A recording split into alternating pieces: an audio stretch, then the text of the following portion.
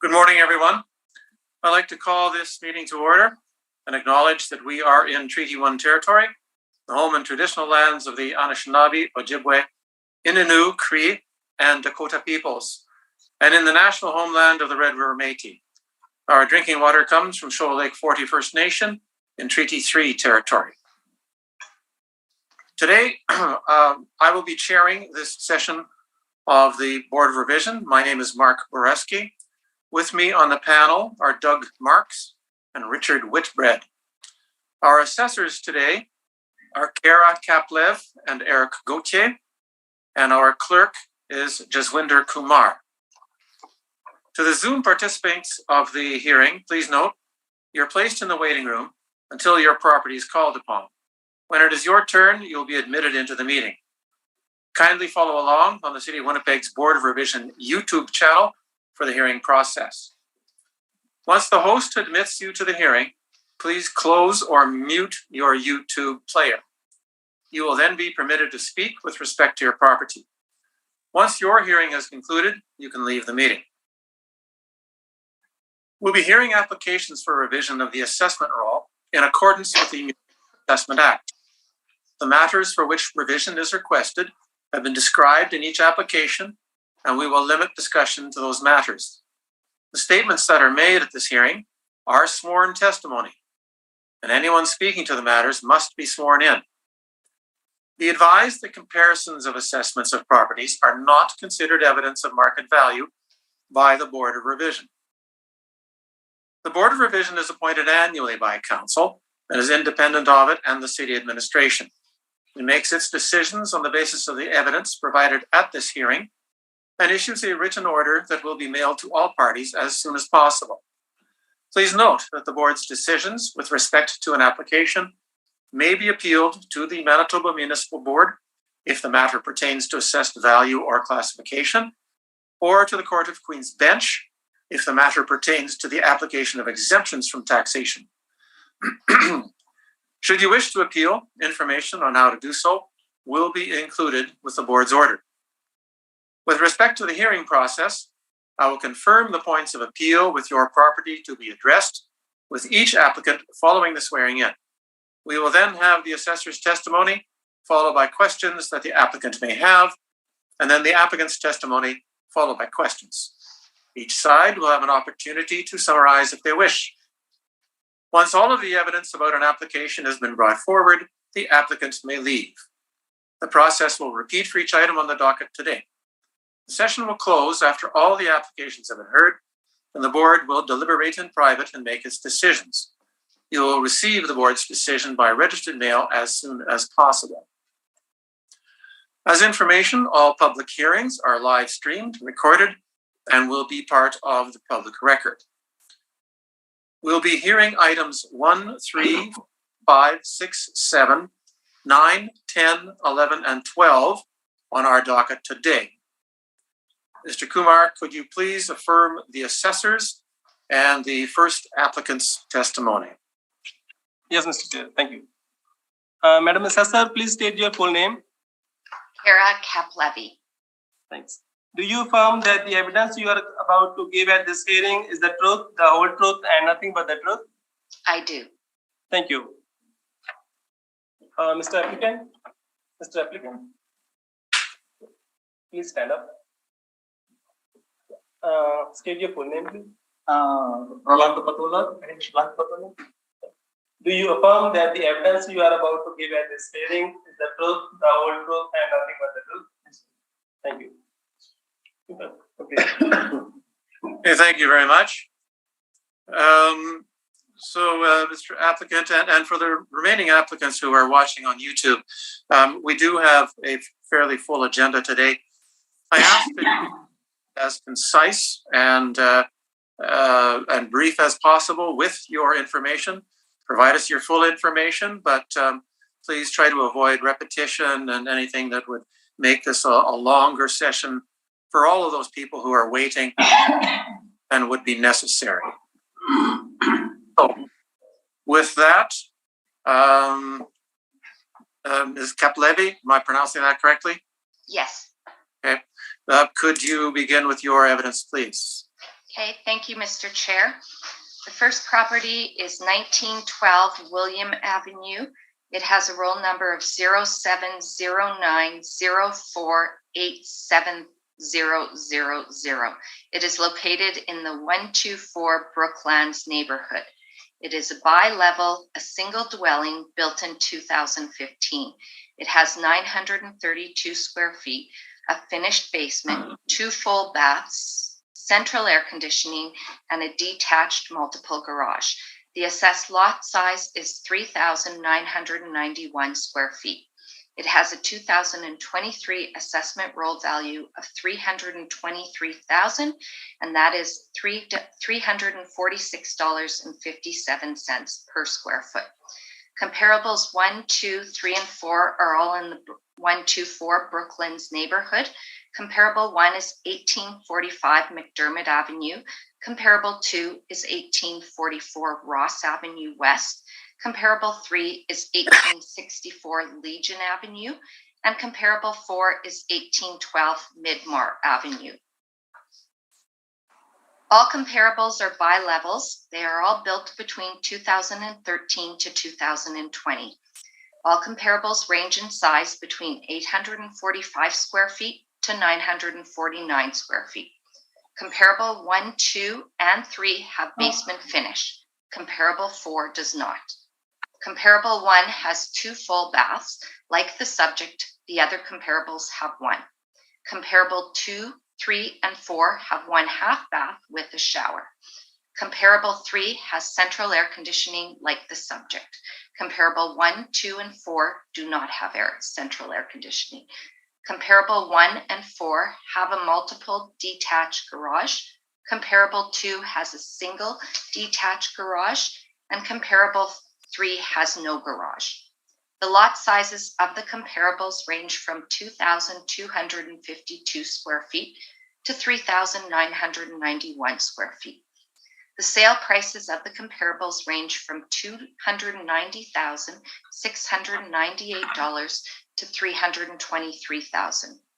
The time-adjusted sale price is $310,200 to $345,300, which is a time-adjusted sales price per square foot of $351.70 to $381.07.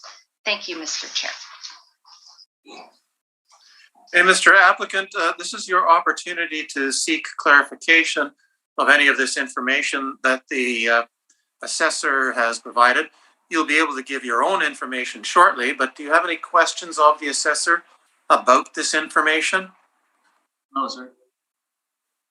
Okay, then I will turn to the panel. Mr. Marks, do you have any questions? No questions at this time, thank you. Mr. Whitbread? Just one. Kara, did you visit the residence? No, I did not. Okay, thank you. One moment, please.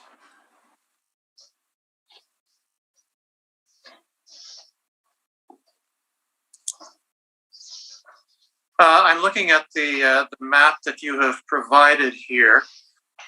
Is there any significant difference, either north to south, east to west, with respect to the market, or would the real estate market essentially see this as a very homogeneous area? I can't speak on that specifically. Personally, they are all in the same neighborhood area, 124 Brooklyn, so I would believe it would all be homogeneous.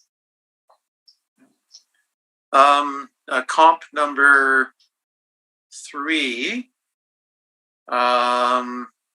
is fairly close to King Edward. Is noise a factor there at all that would have any influence on its value?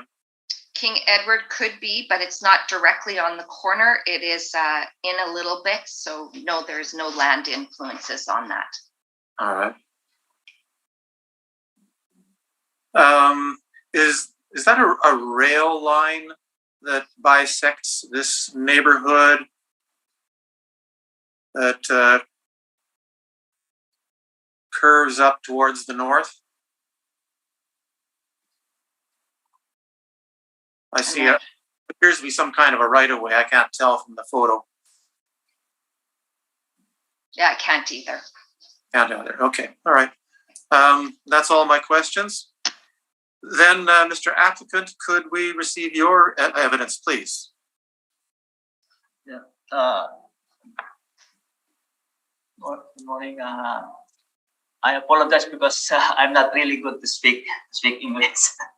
So I have no evidence, but the reason why I made this appeal is because I made a comparison, but you're not honoring the assessment comparison. So I sent an email.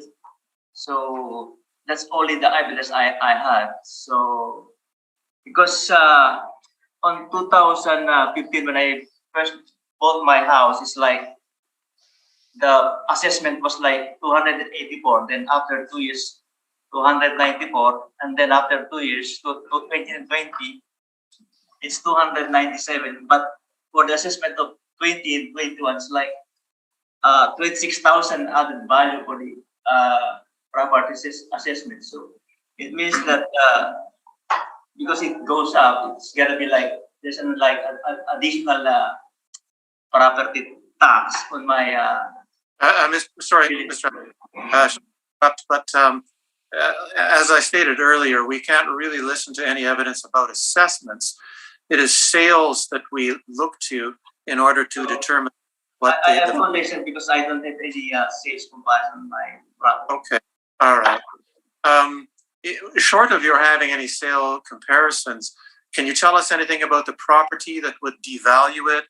Is there anything wrong with it? Does it have certain deficiencies that you think perhaps the assessor has not noted? I think no, because I made only comparison with my nearby neighborhood, which is like which is very close to my house, like built in 2011. And then there's like a 40,000 difference, but their living room is like a more bigger. My living room. Yeah, that's it. I have no other evidence other than that. All right, thank you very much. Ms. Kaplevi, do you have questions? No, I do not. Mr. Marks? None for me at this time, thank you. Mr. Whitbread? None, thank you. And I have none. So that concludes this item. Thank you very much, Mr. Applicant, for coming. And we will provide you with an order as quickly as we can. Yeah. Thank you.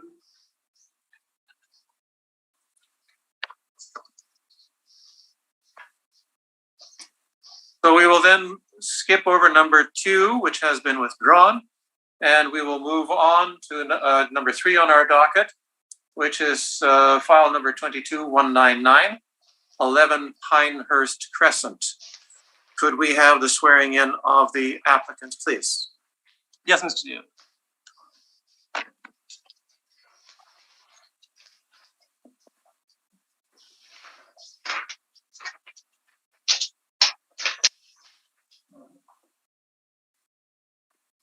Hi, Mr. Applicant.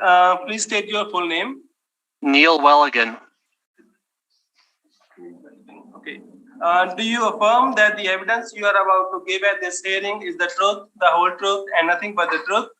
I do. Thank you. Okay, Ms. Kaplevi, whenever you are ready. Okay, thank you, Mr. Chair. The subject property is 11 Pinehurst Crescent. It has a roll number of 07565786400. It is located in 216 Kirkfield neighborhood area. It is a 2-story single dwelling with a year built of 1984. There's 2,444 square feet. It has a finished basement with 1 full bath, 3 half baths, central air, 1 fireplace, a multiple attached garage. The assessed lot size is 7,437 square feet. It has a 2023 assessment roll value of $585,000. The total assessment per square foot is $239.36 per square foot. Subject 1 is 14 Pinehurst Crescent, subject 2. Comparable 2 is 18 Park Meadows Drive. Comparable 3 is 43 Hagen Drive. And comparable 4 is 105 Woodsworth Place.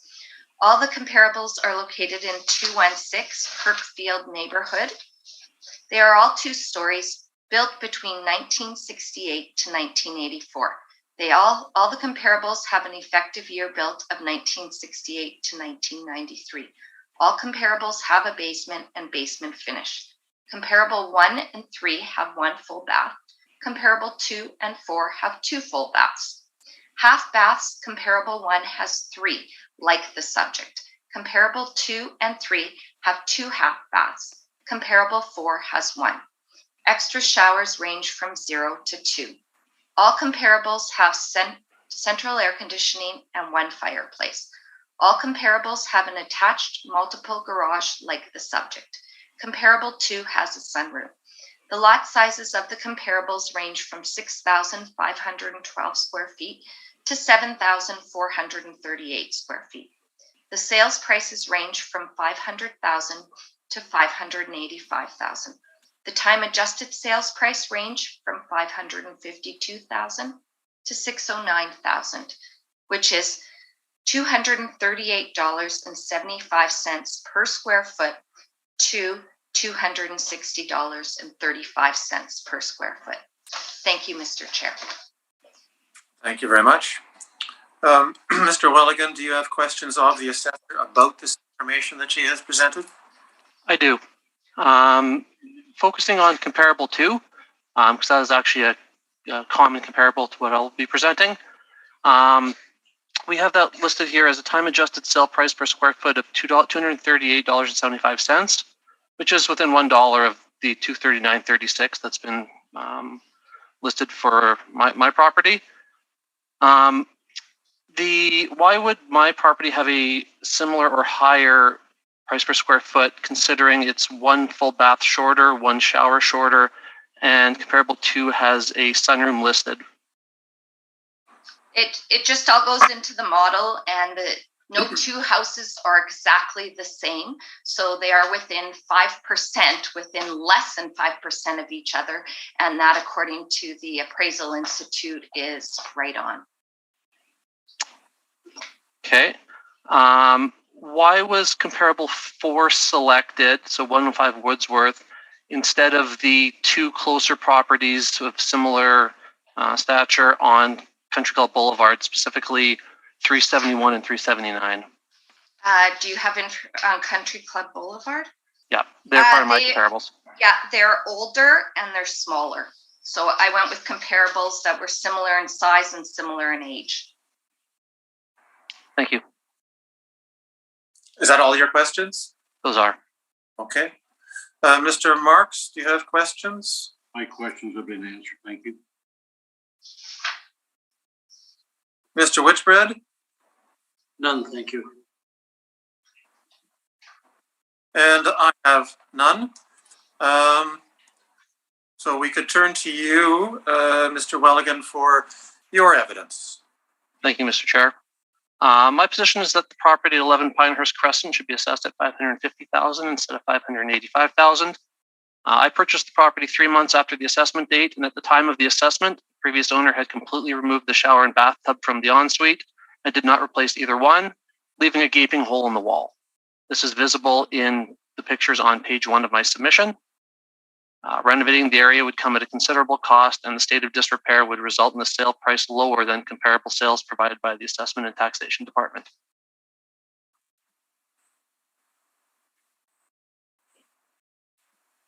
Anything in addition to that?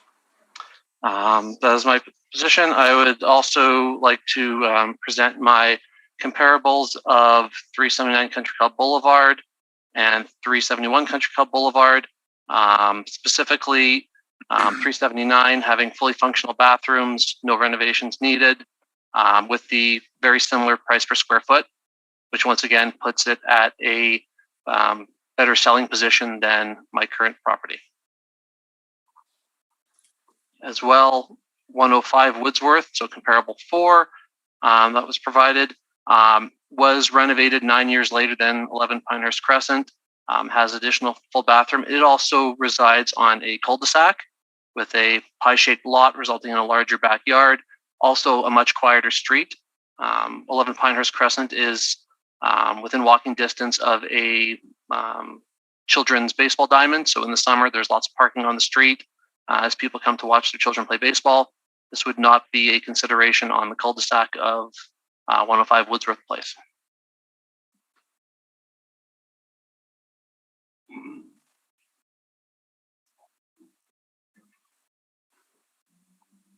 Okay, is that it? That is it. Okay. Ms. Gaplevy, do you have questions about this? Yes, a couple. For my comparable number 1, 14 Pinehurst Crescent, you spoke now about the difference of that. That one is right across the street from you. Why didn't you use that as a comparable? I didn't use that as a comparable because of the difference in showers. And I had other comparables within the same price per square foot of other options here, specifically the Park Meadows Drive, which is actually, we share a fence, so it's just as close, if not closer than 14 Pinehurst Crescent. So I figured my comparables on Country Club Boulevard made the comparable on 14 Pinehurst irrelevant. Okay, and yet 379 Country Club Boulevard, which year was it built in? It was built 5 years earlier. Okay, no, it was 1973. Oh, sorry. So that's Sorry. actually 9 years. And the square footage of that property is? It is less, but I was doing it as a price per square footage. Okay. It also backs close to a golf course, which mine doesn't. Okay, and 371 Country Club Boulevard, which year was that built in? I believe it was the same as 379. 1972. So again, it was 12 years older than yours. And what is the square footage of 371 Country Club Boulevard? It's less, but a similar price per square feet in the ballpark. Okay. Thank you. Mr. Marks, do you have questions? Just one. The bathroom that had the shower taken out of it, has that been since upgraded, or is it still the same? It has not been upgraded yet. I moved in a year ago.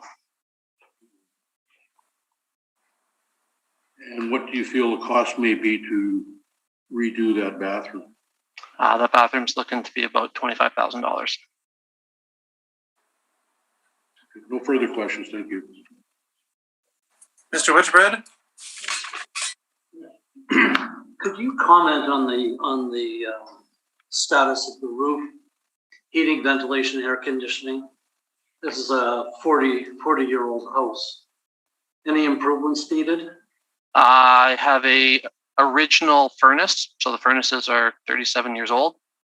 I've had to have them addressed 3 times in the year I moved in, so they're not long for this world. As far as the air conditioner goes, there's a air conditioner that we believe is within 5 years of age, and one that is 30 years of age. Roof? I have replaced the roof since the assessment date. Okay, thank you for that. No further questions. Okay. I don't have questions of the applicant, but I'll turn back to Ms. Kaplevy. Were you aware of the bathroom deficiencies, and have you or anyone else recently visited that home for an inspection? No, we have not visited the home. I was aware of the bathroom deficiencies, and that's why we didn't add any showers or any extra fixtures to the bathroom.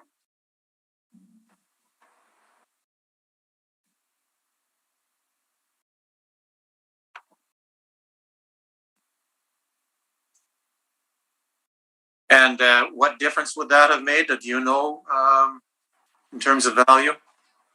Well, if there was an extra shower added or an extra sink, the value would go up. But you don't have a specific I don't amount. have a dollar amount. No, I don't. All right. Those are all my questions. Hey, thank you very much. for appearing, Mr. Applicant. We will be deliberating later this morning and provide you with an order quickly as we can. Thank you, Mr. Chair.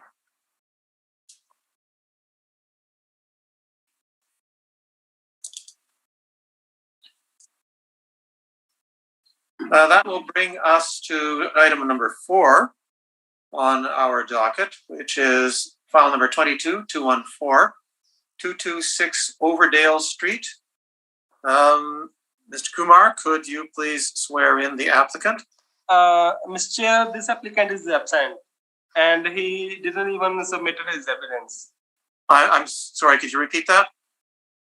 This applicant is not present today, so I'll request you to move this item to the end, please.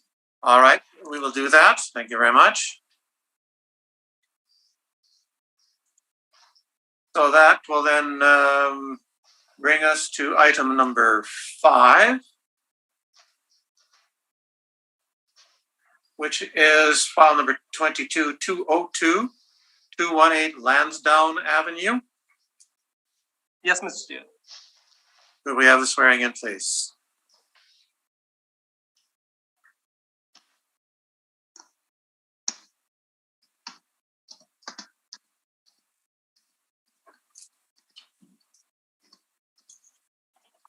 Hello, Mr. Applicant, please. Madam Applicant, please state your full name. It's Patricia Rodriguez. Thank you. Do you affirm that the evidence you are about to give at this hearing is the truth, the whole truth, and nothing but the truth? I do. Thank you. Ms. Caplevi, whenever you are ready, could we have your evidence, please? Thank you, Mr. Chair. The subject property is 218 Lansdowne Avenue.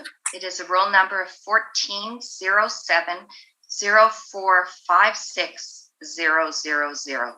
It is located in 306 St. John's neighborhood. It is a 2.5-story building, a single dwelling with a year built of 1910 and the effective year built of 1940. It has 1,530 square feet, a full basement that is not finished, 2 full baths, central air conditioning, and a single detached garage. It has 2,878 square feet of lot size. It has a commercial influence. The 2023 assessment roll value is $215,000, and the total assessment per square foot is $140.52. Comparable 1 is 369 Atlantic Avenue. Comparable 2 is 278 Lansdowne Avenue. Comparable 3 is 268 Cathedral Avenue. And comparable 4 is 296 Inkster Boulevard.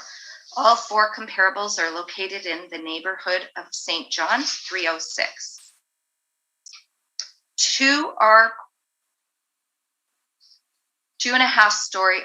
All the comparables are 2.5-story single dwelling. The year built of all 4 comparables ranges from 1911 to 1914. The effective age is 1926 to 1954. The living area of the comparables range from 1,360 square feet to 1,659 square feet. Comparables 3 and 4 have no basement finish like the subject. Comparables 1 and 2 have basement finish. All comparables have 1 full bath. Comparables 1, 2, and 3 have a half bath. Comparable 4 has an extra shower. Comparables 1, 2, and 4 have no central air conditioning. Comparable 3 has central air conditioning. Comparable 1 and 2 have a single detached garage, same as the subject, whereas comparable 3 has a multiple detached garage. The lot sizes of the comparables range from 2,876 square feet to 3,790 square feet. Comparable 2 has a land influence of an external corner. Comparable 3 is bus route and light traffic. Comparable 4 is heavy traffic. The sales prices range from $179,900 to $240,000. The time adjusted sales price is $193,000 to $250,300, which is a time adjusted sales price per square foot of $137.86 to $168.68. Thank you. Ms. Rodriguez, do you have any questions of the assessor about this information that she has presented? The only question I have is I don't have 2 full baths. I have 1.5. The basement only has like a half a bath, not a full bath.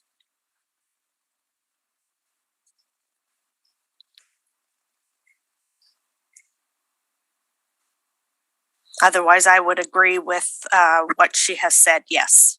All right. Just on that point, Ms. Kapleve, could you address how you do half baths, baths, that sort of thing? Because I know that there is sometimes confusion as to what they constitute. Certainly. Ms. Appellant, the half bath, does it have a shower in it, or is it strictly just a sink and a toilet?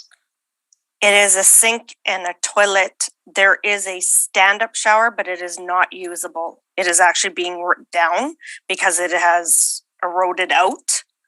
So there is only a working sink and a toilet. That's it.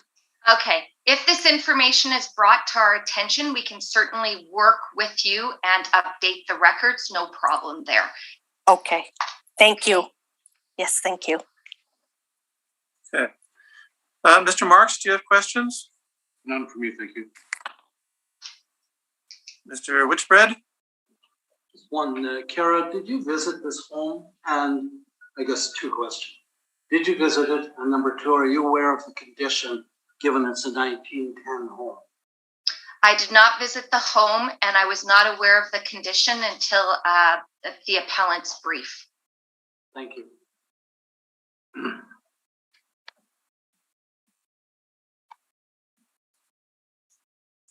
Just a question about location. This is one street, basically, off of Main Street. You've noted that there is some commercial influence. What is that business that is nearby the subject property on Main Street?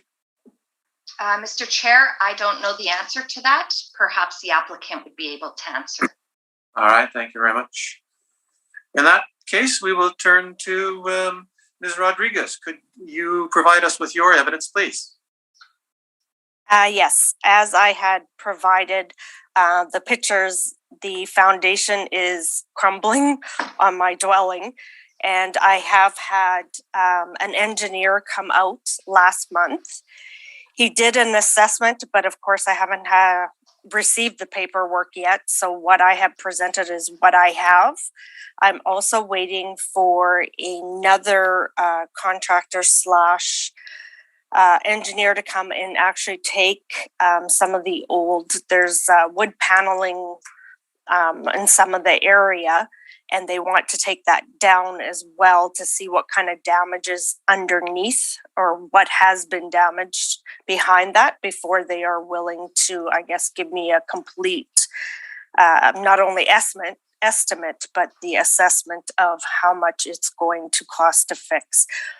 But I was given, of course, this is off record. He says, absolutely, I'm looking at probably a good 20,000 plus to get the foundation. My kitchen floor, as you can see, is, I guess it's buckling. I don't know how really to describe it. It's flat in the middle and both sides are slanting down. So it's almost like I'm starting to have a sunken living room, which I shouldn't have a sunken living room.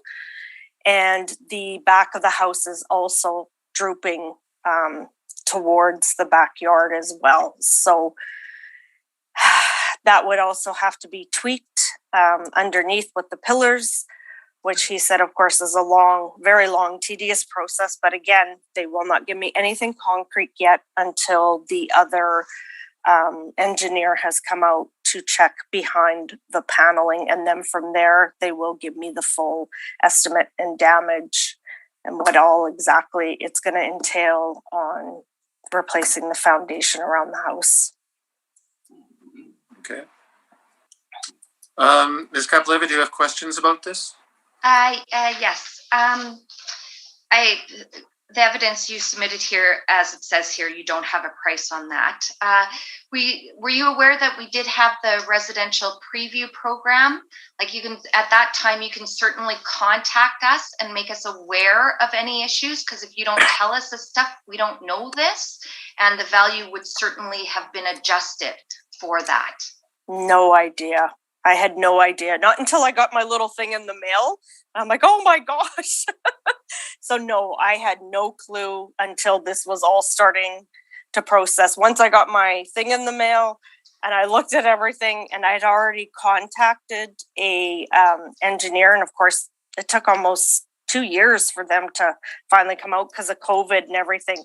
So I guess especially the last year, things really deteriorated with the drought and everything else. So I had no idea that I should have contacted or submitted anything prior to this. I'm sorry, I had no idea. Yeah, you got a preliminary value of 2023 value, and then at that time there is a review program. So of course, if a property owner doesn't bring it to our attention, we don't know. Correct. I mean, that only makes sense. Absolutely. Yeah, so it's certainly something we can follow up with. Okay. Any other questions? No. Okay, Mr. Marks? Yes, your foundation, is that concrete foundation or stone foundation? I'm sorry, pardon me? Your foundation, is that concrete or stone? I do believe it is concrete. Sorry. Concrete, yes. And it's crumbling. It's not stone. What is the age on that foundation? Is it the same age as the house? Yes, it is. Everything is pretty much original except for whatever was redone prior to me purchasing it 16 years ago. Only the inside was redone. So it's original. Thank you. No further questions. Thank you.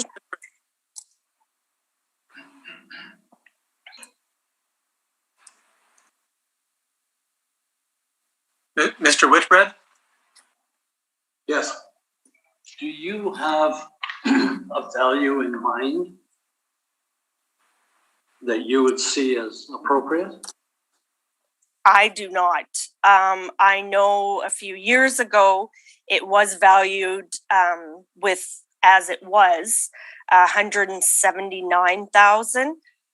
I do not have an exact value because I know the market has been absolutely crazy for our area as well. I'm definitely guessing it's got to be under 200,000 just from the foundation alone. I have not looked into the exact amount of what it would be worth other than what the city has told me prior to them knowing about the damage. Thank you. Thank you. Okay, well, my questions have been answered, so thank you very much. That concludes this item. Ms. Rodriguez, we will be deliberating later this morning and provide you with an order as soon as we can. Thank you so much.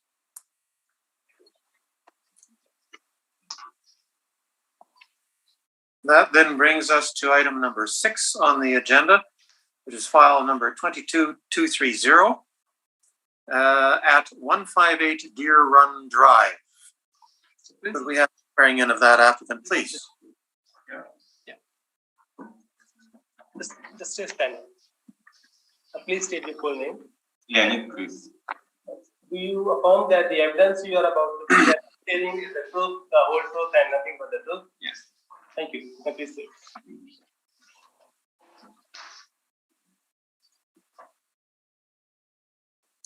Ms. Capeleve, when you are ready. Thank you, Mr. Chair. Subject property is 158 Deer Run Drive. It has a roll number of 1000682-800. It is located in the 634 Linden Woods neighborhood. It is a cab. Capeleve, I'm sorry to interrupt you, but I'm having trouble opening your information, and I would like to have that in front of me. Okay. It wasn't letting me download it first, but I've got it now. Thank you. Okay. It is a cab over a single dwelling with a year built in 2000. It is 1,817 square feet, a full finished basement. There are 2 full baths, 1 half bath, 1 extra shower. It has central air conditioning and 1 fireplace. It has an attached multiple garage. The assessed lot size is 5,259 square feet. It has a 2023 assessment roll value of 563,000, and the assessment per square foot is $309.85. Comparable 1 is 70 Bay Tree. Comparable 2 is 79 Thurston Bay. Comparable 3 is 88 Thurston Bay, and comparable 4 is 14 Lindemer Drive. All the comparables are located in the 634 Linden Woods neighborhood. All comparables are cab over single dwellings with a year built of 2000 to 2002. The living area of all the comparables is 1,750 square feet to 1,796 square feet. All comparables have basement finish. The full baths of the comparables range from 0 to 3. The half baths with showers range from 0 to 3. All comparables have central air conditioning and 1 fireplace. All comparables have multiple attached garages. The lot sizes of the comparables range from 4,956 square feet to 5,600 square feet, with comparable 1 and 4 having an influence of a hydro box transformer. The sales prices range from $510,000 to $520,000. The time adjusted sales prices range from $549,800 to $563,700. And the time adjusted sales price per square foot is $309.41 to $315.09 per square foot. Thank you. Thank you very much. Mr. Applicant, do you have questions of the assessor about this information that she has presented? Yes. My question is, on what basis you choose comparable? Because in my area, at least on my street, I also have the same type of the houses, overs. And also, why is comparable pool so small as 4 houses, not 10, not 20, for example? I'm sorry, what is your question? The last question was, why is the pool of comparable properties so small, 4 houses only, not 10 or 20? Because if you take the more pool, the more number of the houses, it's probably much more precise assessment. Ms. Capletta, could you answer that? I believe your question was, why didn't I use the comparables on your street? Is that the question? No, there are 2 questions. First, why don't you use comparable on my street, but on other streets? And the second question, why when you use comparable, you only use 4 houses, for example, and not 10 or 20? Okay, to answer your first question, the comparables on your street were not used. Unfortunately, the information you obtained from the sales records book do not give the full picture. The comparables of Deer Run Drive, 2 did not have basement finish, which that automatically would decrease their value. And 1 is along the rail line, which decreases the value. You are not along the rail line. And one of the comparables on your street was also quite a bit smaller than yours, 3 by 300 square feet. So those comparables were not used for those reasons. I feel my comparables are definitely more close to your subject property. Does that answer your question, Mr. Applicant? One only 4 and not 10, even on other street close by. Is your question, why did she not use more comparables than just 4? Yes. Why? The model takes into account many comparables to determine a value for your property. At a board hearing, we are just required to show four comparables. If we listed more, we would probably be here all day. I think perhaps you should just give a little bit about what you mean when you say model, because that is probably not understandable by an applicant. The loads up a bunch of variables into the property and finds properties that are similar to yours. We look at the sales range of dates that the property sold to determine a value. And we are looking at an April 1st, 2018 to April 1st, 2021. So it's based on sales data and new market valuation date. So when you say model, what you're referring to is the computer program that does assessments, loading in all of this information? Yes. Thank you. Further questions, Mr. Applicant? I have another question, maybe technical one. For example, when you're talking about the model, like you said, it's computer program. So you have to put some inputs. How many houses as the inputs you put to this model in order to make assessment to my house, for example, or to other house? How many houses as the input goes to this software application or computer model application? It could be hundreds, it could be thousands. It depends upon what sales occurred between April 1st, 2018 and April 1st, 2021. So you don't know exactly what the number was the last time you used my application, for example? No, I don't have the exact number. We are not privy to that. As I said, it could be hundreds. We don't know. Okay. Any further questions? No. Okay. Mr. Marks? None for me, thank you. Mr. Whitbread? None, thank you. Ms. Kapleve, I'm not opening a map of the subject and comparables associated with this. Is it absent, or have I got a further technical problem here? I did include the map with my submission. Okay. Then can you give me the Coles notes on how close these are to Deer Run Drive and where in Linden Woods Deer Run Drive is?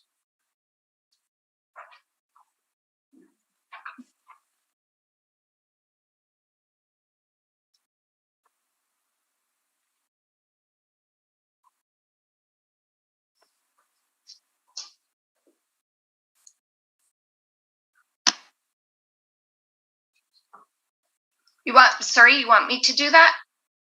I do. Yeah, I don't, the main street that it's on is not labeled here, so I'm not sure. Deer Run Drive. It's a bay, and then there's a rail lines and commercial behind part of the bay. Bay Tree is another bay that is within close proximity. It's off Forest Gate, and Forest Gate has Bay Tree as well as Deer Run Crescent. Lindemer Drive is another bay. It's off of Deer Run. And then comparable 388 Thurston Bay is another bay that is off of Lindemer Drive. Actually, both Thurston Bays are off of Lindemer Drive. Okay, thank you very much. That's all my questions. Mr. Applicant, could we have your evidence, please? Yes, actually, I make some Excel table from the website that I found in your letter. I can see how much houses cost. I didn't do specification per bathroom and per all this stuff, but on average per square footage. And in general, I put on my street, for example, yes, it's maybe a little bit less square footage, maybe in some cases there is no probably finished placement, but on average, I take some houses in also not exactly the same, for example, houses. I compare also two-story houses. On my knowledge, on my memory, actually, when I bought this house approximately 9 years ago, the two-story was even expensive than above, but I'm not sure what about today. But anyway, if you see, you have my table, the other that I created for myself, you can see it. Yes, with respect to your table, I would just caution you before you go further. We cannot look at assessed values in order to, or differences between your assessed value and other properties. The legislation backed up by court decisions say that we must only look at sales information and not at assessments. Okay. So in the first, just a second. Yeah, in the first, part of the table, there is 3 parts. I think I pick up those from the sales information. Right. Okay, as far as I remember. Just a second. I have the picture. Just to be more precise. I also send this is the sales information. Also, you're supposed to be in the email. At least the 26 DRAM drive, 63 DRAM drive, 150, I think 59 DRAM drive, 245 DRAM drive. It's all sales according to this file, PDF file that I can download. Yes, I think this is the same houses. Yes, the first table actually represent the sales, I think. And the second, the sales data that I see in this data, you will see this is actually 1, 2, 3, 4, 5, 6. Yeah, this is the first part of the table is actually the sales data. It's not just the assessment data. You will see I put not applicable in the real price, sale price in this table. There is a third column, it's called sale price or real price that I put the name of the column. Can you see it on the Excel sheet? So this is exactly that I took these houses from the sales information that on the website of the website. Even though there is, for example, there are some houses in smaller square footage, but if, again, I take the average, including everything, as you see, the prices. Yes, some houses, like I said, has maybe less footage. Some houses has more square footage. Some houses have more bathroom, less bathroom, but on average, it's approximately 25, I think, houses here. And if I make an average, it's the price is 536. But again, applicant, I would caution you to not provide us with averages that are averages of assessments. We can only look at the sales information that you have provided. Okay. Why not assessment? Why not use the assessment average? Because just as you're saying the assessment on your property is wrong, other assessments may be wrong. The courts have said that the assessment is like a secondary kind of indicator. The primary one is what the sale price is. That is the accurate determination of value. And so we must look for comparable properties and see what they sold for rather than what they are assessed for. Okay, but again, if you're talking about maybe one house or 3 houses, if you take the pool of big number of houses, it's supposed to be, approximation is supposed to be quite precise, in my opinion, statistically. Okay. But again, Well, my opinion. With respect to process, I would jump in and say it is standard for appeal bodies like ours to look at 4 or so comparable properties to determine that the assessment is correct, those being properties that have sold. You wouldn't find appeal bodies like ours probably looking at 20 or more properties. It doesn't require that many to come to some assurance about whether yours was done properly. Okay, but this is what my actually approach to this stuff. It's my personal approach. Okay. Anyway, if you get the first part of the table, this is actual sales prices, and if you combine even visually, you see they're much more lower than mine. Again, but some of them probably don't have. I don't specify if they have finished basement or not, if they have how many bathrooms they have, but I just put the price in the square footage. And for example, 2-story house, if you see the second row on Dinran Drive, it's close to my assessment, but still it's a little bit more because this has, you see, it has property much more bigger than mine. Okay, so with all other properties that close to my property, for example, 559 Drive, Dinran Drive, it gets less, significantly less. Okay, so what else? So this is the evidence that's actually approximation with what I did. Okay. Another thing, like I said, we don't know exactly how many houses was entered into the model in order to make this assessment. The more houses, the more probably precise the assessment will be. And also the margin of error. But again, like you said, you don't consider it assessment as the input to the statistics. But anyway, that's what I did. I didn't know that you don't accept this. You don't accept this actually assessment price as a statistic for as only the same price. Okay. So, yeah. So if well, thank you for providing this sales information that you have here. We will be looking at that. So is that the sum total then of your information that you want to give us? No, another thing I want to say, if I may. Yes.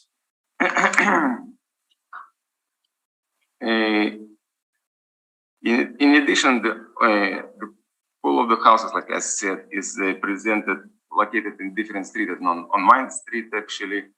But if you take the look on the location of my house, okay, and the location of the houses that assessor actually use for comparison, my house located on the Google map, you can see, it's actually the second row, the first rail, then the first row of the houses, then the street, and then the one row of the houses, and they stick to the another row of the houses. This is my house.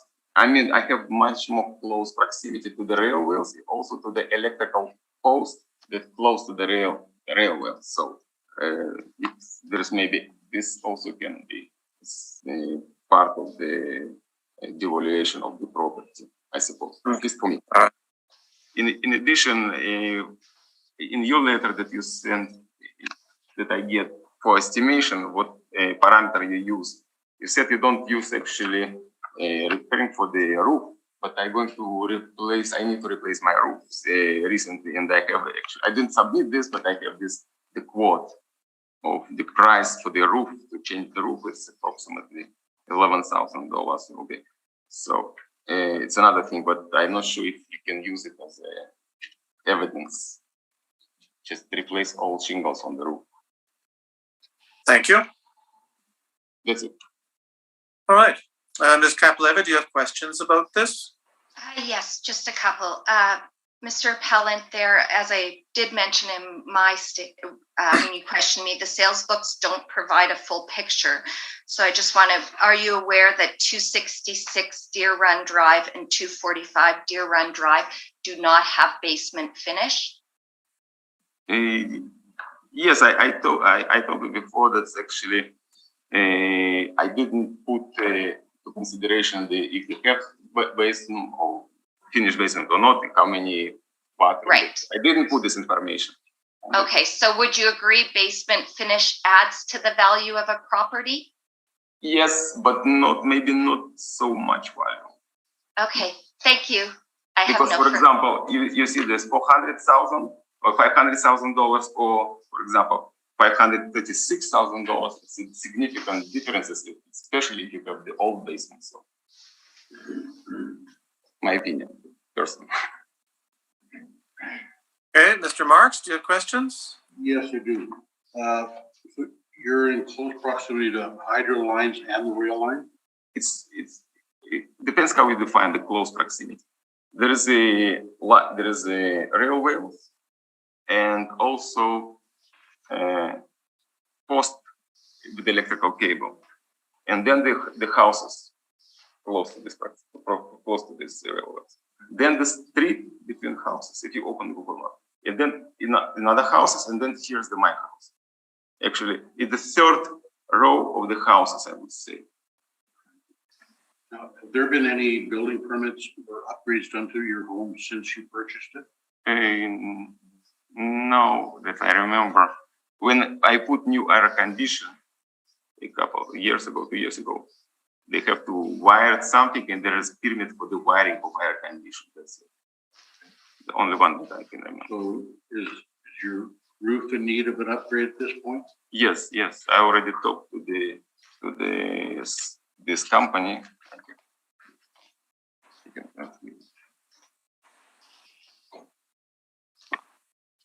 This is approximately the quote.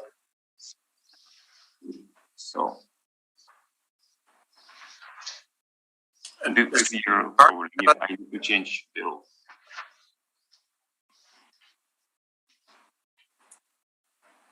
Mr. Marks, do you have other questions? Yes.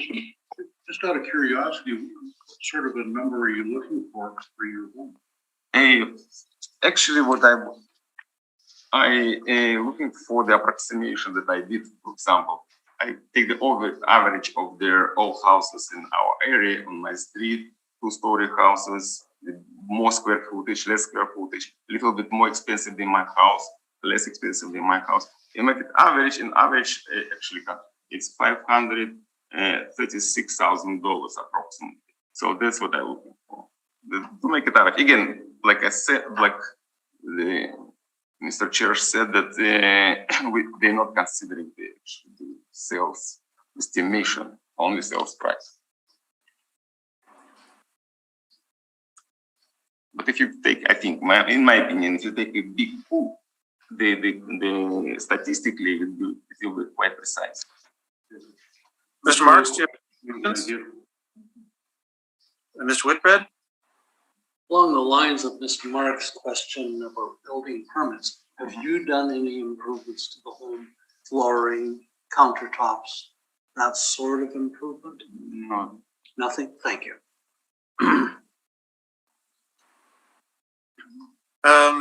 Mr. applicant, do you know how many trains go by on that rail line a day?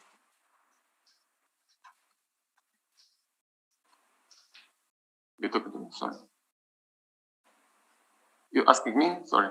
Yes, I'm asking you. Do you know how many rail trains by? I don't know exactly, but the most noticeable in the evening where they make a signal all the time for some reason where they pass. Approximately, to my estimation, at 1 or 2, maybe 3 times I can pay attention, but we're used to it. So, okay, thank you. Participation. All right, that's all my questions. So that then concludes this item on the agenda. Thank you very much for coming. We will be deliberating later on this morning, and we will provide you with an order as soon as we possibly can. Thank you. Thank you very much. Thank you.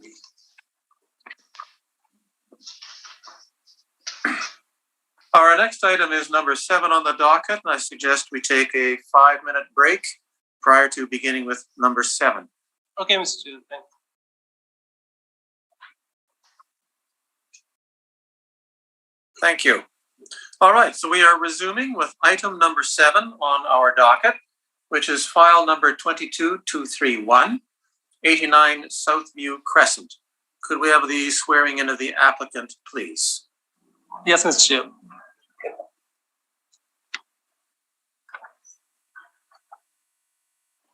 This is Spanish. Madam applicant, please state your full name. Okay. Suliu, Okay. Do you affirm that the evidence you are about to give at this hearing is the truth, the whole truth, and nothing but the truth? Yes. Thank you. You can please sit. Ms. Kaplevy, whenever you're ready. Thank you, Mr. Chair. The subject property is 89 Southview Crescent. It has a roll number of 030915999600. It is located in the 682 South Point neighborhood. It is a cab-over single dwelling built in 2012. It is 1,503 square feet, has a full finished basement. It is 3 full baths, central air conditioning, and a multiple attached garage. The assessed lot size is 6,104 square feet, and it has a 2023 assessment roll value of $470,000, which is $312.71 per square feet. All 4 comparables, 27 Goldfinch Way, 127 York Valley Way, 188 John Angus Drive, and 6 Catfish Creek Cove. Those 4 comparables are located in 682 South Point neighborhood. All comparables are cab-overs built from 2010 to 2012. The square footage of the comparables range from 1,452 square feet to 1,513 square feet. Comparable 2 has no basement finish. Comparable 1, 3, and 4 have basement finish. Full baths range from 1 to 3, half baths range from 0 to 2, and showers 0 to 2. All comparables have central air conditioning. Comparable 4 has 2 fireplaces. The lot sizes of the comparables range from 4,959 square feet to 6,321 square feet. Comparable 3 has property influence of bus route, bus stop, and an external corner and medium traffic. The sales prices of the 4 comparables range from $425,000 to $556,000. The time adjusted sales prices range from $451,000 to $501,700. The time adjusted sales price per square foot is $310.61 to $331.59. Thank you. Thank you very much. Ms. Applicant, do you have any questions of the assessor about the information that she has presented?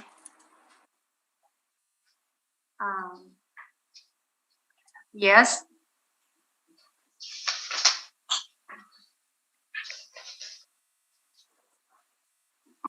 And first was 2021. I bought this the city property tax is $409,000, and now it's up to $470,000. Let me stop you there for a second. This is the opportunity for you to ask questions for clarification about what the assessor has presented here.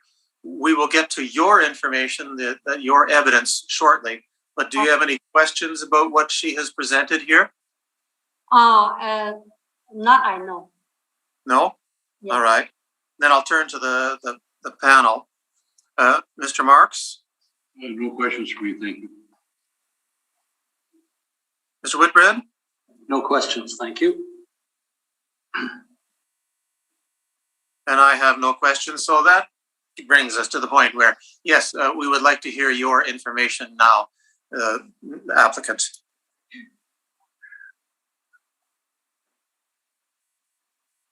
Please proceed. Mine?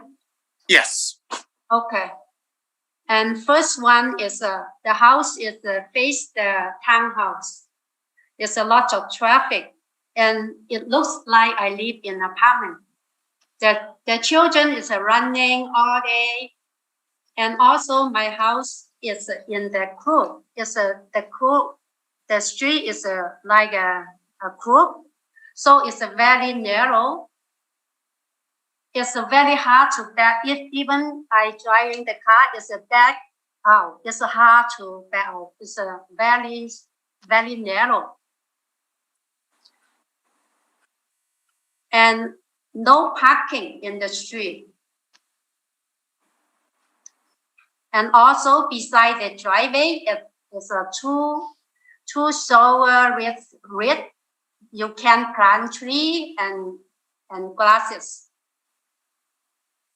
In the winter time, the snow over snow. I call many times the 311 because all the snow is blow in my driveway, the front, I couldn't go to work. Even in my driveway, I stuck an hour, I couldn't get out. And you said it's from the market, the sales market. I think the agent is not honestly. She said, oh, it's a 14, 20 offer. If you bought this house, you have to give this money. And I am not really know about that. Because at that time, my mom is very sick. I need the house because close my sister. That's why I bought this house. And also see from last year,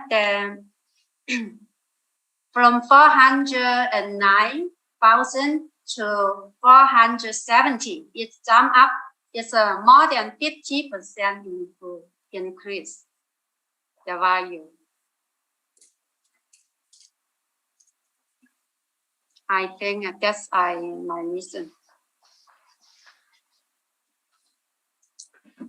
That is your information, is it? Yeah. Okay, thank you. Ms. Kapleve, do you have questions of the applicant about her information? Just one. When you bought the house, are there any noted deficiencies? What did you say again? When you bought the house, have you noticed any deficiencies? Anything wrong with the house? I don't know. Okay, thank because you. And that time it's a winter, my mom is very sick. I just go to see. I didn't pay much time to look at it. After that, now I know. It looks I live in an apartment. The kid is running, the dog and the cat, all is very, very noisy. Do you have any other questions, Ms. Kapleve? No, thank you. Mr. Marks? No questions for me, thank you. Mr. Whitbread? No questions, thanks. I don't have questions for the applicant, but I'll turn back to Ms. Kapleve. Relative to your comparables, this is the only pie-shaped lot. Does it have particularly small frontage? Yeah. Ms. Kapleve? Well, from what I can see by the picture, it's the width of the house, so you have no problem accessing the driveway compared to the other properties. Nice. But is it less frontage than the other properties? Because the street is like a cooling. I just in the middle. Levy now. Ms. Kapleve, is that smaller frontage than the other lots along there? Not necessarily, because there are two of the comparables do have smaller lots. Okay, but on that street, Southview, does it have less frontage than the others? I guess it would depend specifically what property you were looking at. The property directly to each side of the subject also seems to be about the same frontage as the subject. I see. Does that have any bearing on its value?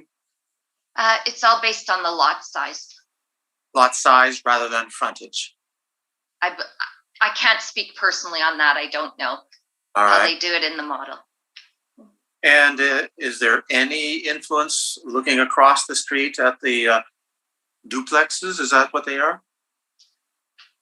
Townhouse. Townhouses? No, we do not have any land influences on any of those properties on that street.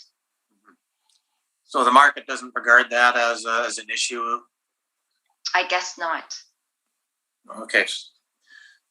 All right, that's all my questions. So thank you very much. That concludes this item on our docket. Thank you, Ms. Applicant, for coming in and giving us your information. We will be making our decision later on this morning, and then we will be sending you an order in the mail as quickly as we can. Thank you very much. Thank you.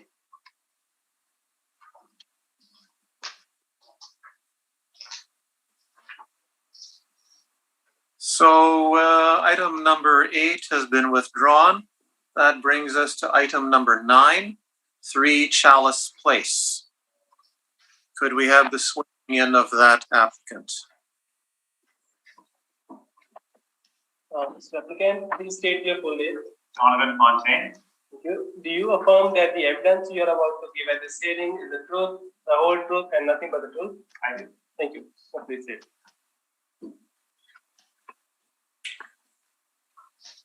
Ms. Kaplevy, when you are ready, please. Thank you, Mr. Chair. The subject property is 3 Chalice Place. It has a roll number of 10000093200. It is located in 634 Lindenwoods neighborhood. It is a 1-story single dwelling built in 1984. It has 1663 square feet, a full finished basement, 2 full baths, 1 half baths. It has central air conditioning and 1 fireplace. It has a multiple attached garage. The lot size is 6,922 square feet, and it is on an external corner. The 2023 assessment roll value is $509,000, which is $306.07 per square foot. Comparable 1 is 123 Royal York Drive. Comparable 2 is 30 Tweedsmuir Road. Comparable 3 is 19 Wethersfields Road. And comparable 4 is 131 Lindenwood Drive West.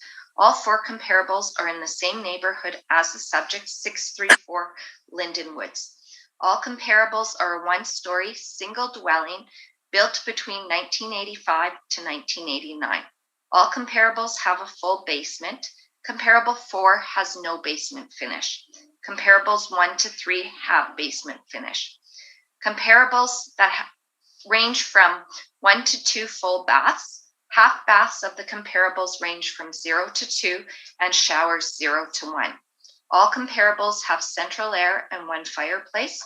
All comparables have an attached multiple garage, which is the same as the subject. The lot size of the comparables range from 5,912 square feet to 7,338 square feet. Comparable 4 has land influences of bus route and medium traffic. The sales price of the comparables range from $455,000 to $507,000. The time adjusted sales prices range from $490,900 to $542,000. The time adjusted sales price per square foot is $302.09 to $314.93. Thank you. All right, thank you very much. Is it Mr. Fontaine? Correct. Yep. It's your opportunity now to ask questions of the assessor about this information that she has provided. Do you have any questions? Yes, Mr. Chairman. Ms. Kaplevy, the comparable properties are primarily from the western half of Lindenwoods, and there have been none from the eastern portion, specifically closer to Waverly, like my property. Was there any reason for this? We don't put a value on that. They are all in the same neighborhood area. So because I don't live in the area, I wouldn't know that it's closer to Waverly or not. I mean, one of the comparables, I believe, is closer to Sterling Line. So it's pretty subject, whether it's close to Sterling Line or Waverly, probably. I don't think it matters. Okay, thank you. Those are my questions. Do you have questions? Yeah, that was my sole question from Ms. Kaplevy. Okay. Mr. Whitbread? Nothing, thank you. And I have no questions. So, Mr. Fontaine, could we please have your information? Thank you, Mr. Chairman. So, as I stated in my question to Ms. Kaplevy, if we look at the map locating all the comparables, they're located fairly far from my property. Primarily, they're far from the primary negative influence on my property being Waverly Street. Waverly Street continues to have more and more traffic with the addition of the underpass, the growth of the industrial areas, producing more truck traffic, The Waverly Fire Hall uses the street as one of the primary routes going north. And the continued development of Waverly West continues to have more and more traffic on that street. As a result, the property is negatively influenced by the air and noise pollution. In addition to that, the properties that abut Waverly, which are in close proximity to mine, have a decreased property value relative to the rest of Winnipeg, and that has an impact on mine as well, as it brings down the overall value of my portion of the neighborhood. As a result, it's my opinion that comparables used may not be of strong evidence as alternative comparables, which I present in my, I guess on page 3 of my evidence, specifically 22 Whittington Place, which again is a one-story home, near identical across the street. Very similar construction, buff, recycled brick facade, bay window, and 3 Glen Place, which is on the mirrored cul-de-sac, same lot, near identical lot size, slightly smaller home. And if we look at the recent sales data on these properties, we can see on a square foot basis, they're significantly lower than the comparables presented by the assessor. And this is as a result of the negative influence of Waverly and the property values in this area of Linden Woods. So as a result, if we use a similar square foot cost to the similar properties in proximity, it gives a value around 485,000 versus the city's assessment of 509,000. Anything else? Nope, that's the evidence I have to discuss. Thank you. All right. Ms. Capelletti, do you have questions about this? Yes. Mr. Applicant, do you back directly onto Waverly Street? No, but the sound is still present. We can hear the sirens from the fire engines and other traffic. We can smell diesel from our location. And you're on a bay, correct? I'm in a cul-de-sac. Okay. And now the comparables, I use comparable 1 and 2. They would be close to Sterling Line, correct? Yes, Sterling Line has considerably lower amount of traffic. Not a major. That would be subjective. Sterling Line is a major thoroughfare still to get. Yes, but the volumes of traffic, I don't have the exact data, but it's clearly visible. Sterling Line does not have anywhere near the volume or truck traffic of Waverly, nor is it used as the primary route of the Waverly fire station.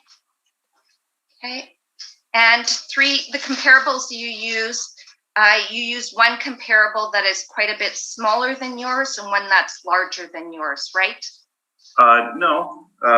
We look at the square footage of 22 Whittington. It's about 40, less than 40 square feet smaller than mine. So very close in size. Okay, and 3 Glencrest is quite a bit smaller than quite a bit smaller, but on a per square footage basis. And then the other consideration for 3 Glen Place is that it is the identical lot on sort of the mirrored cul-de-sac. So the identical lot, but it's not the identical house, correct? Correct. Okay, thank you. Mr. Marks, do you have questions? Yes. Have you taken out any building permits since you purchased this home? I don't believe so. Okay.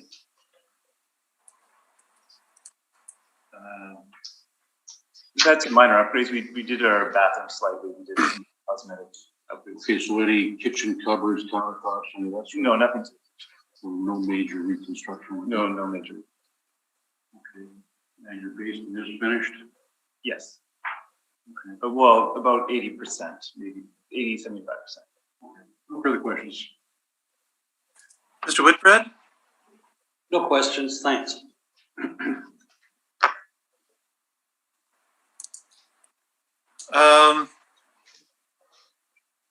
you have used 22 Woodington and Glencrest. You've provided sale values there, but are these the actual sales values or the time adjusted sales values? So yeah, as I state here, it's the time adjusted sales price.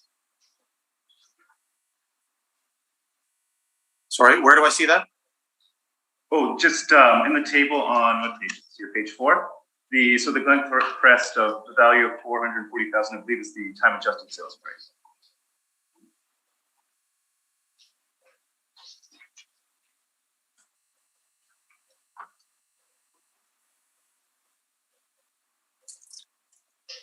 Okay, that's my only questions for the applicant, but again, I'll turn back to the assessor. And just a second, I'm going to bring up that map again.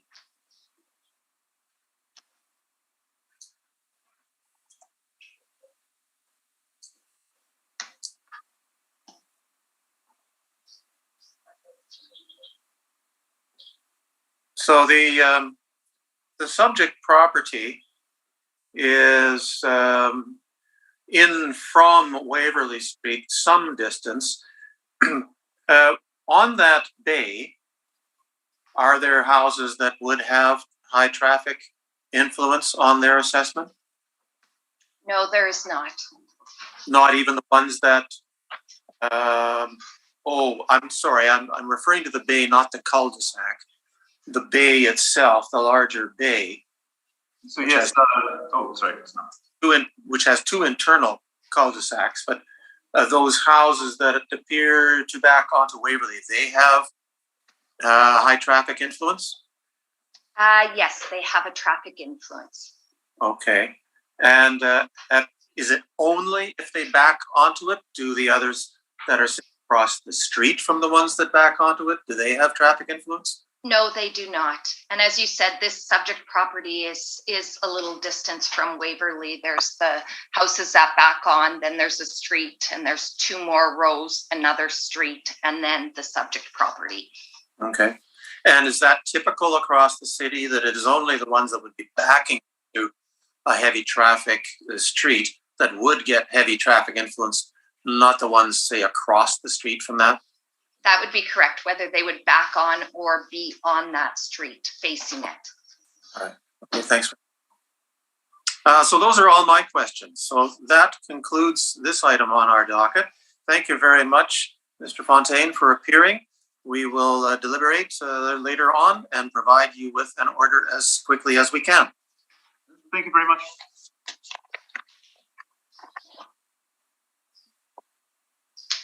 That brings us to item number 10, which is file number 22254, 303 Montrose Street. Could we have the applicant sworn in, please, Mr. Kumar? Yes, Mr. Chair. Mr. Applicant, please state your full name. Matthew Mahar. Thank you. Do you affirm that the evidence you are about to give at this hearing is the truth, the whole truth, and nothing but the truth? I do. Thank you.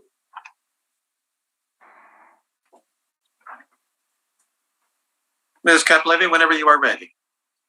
Okay, thank you, Mr. Chair. The subject property is 303 Montrose Street. It has a roll number of 1204-2284-000.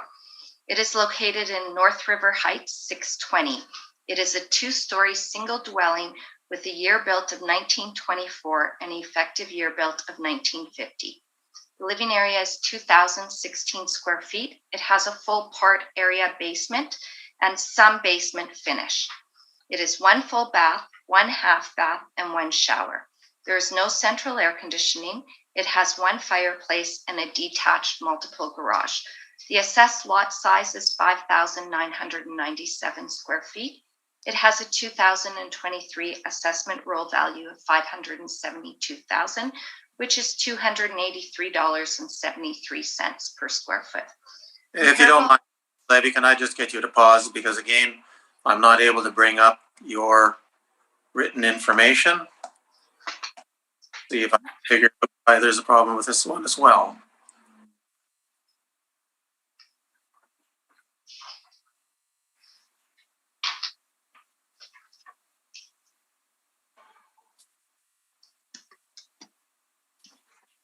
I can send you this information via email, Mr. Chair. I've got it now. Okay. I know for some reason, some of these will not open immediately, so not sure why, but I've got it now. Thank you very much. Please proceed. Okay, thank you, Mr. Chair. Comparable 1 is 207 Waverly Street. Comparable 2 is 373 Oxford Street. Comparable 3 is 357 Cambridge Street. Comparable 4 is on the same street, 322 Montrose Street. All 4 comparables are located in the same neighborhood, 620 North River Heights. All comparables are 2-story single dwellings. The year built of the comparables range from 1924 to 1929, 1923 to 1929. The effective year built ranges from 1948 to 1959. All the comparables are 2-story single dwellings with a square foot range of 2,032 square feet to 2,146 square feet. Comparable 1 has a full basement. Comparable 2, 3, and 4 have a full part area, which is the same as the subject.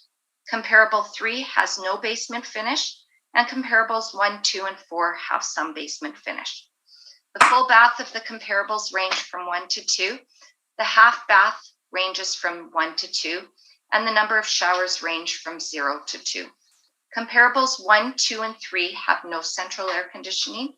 Comparable 4 has central air conditioning. Comparables 1, 3, and 4 have a fireplace. Comparable 2 has 2 fireplaces. Comparable 1, 3, and 4 have detached multiple garages, which is the same as the subject. Comparable 2 has a detached single garage. The sales prices of the comparables range from $545,000 to $770,000. The time adjusted sale prices range from $559,700 to $785,400.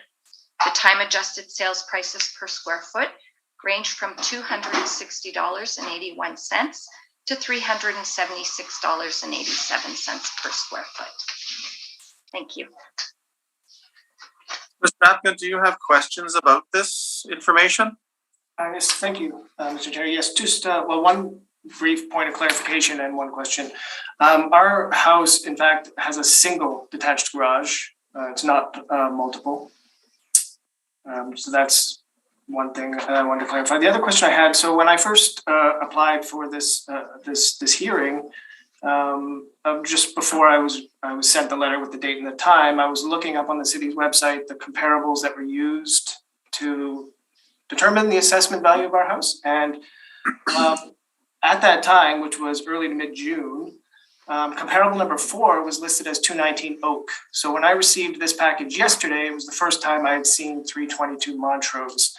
And I was just wondering if there was a reason why they were switched. And even though they were switched, and these houses, 219 Oak and 322 Montrose, are considerably different, the selling price and adjusted price are almost 200,000 different. How come it did not affect the assessed value of our house? The comparables that you saw in this, those are the city generated comparables or comparables that are just used. These were my personal selections, so I just went with these.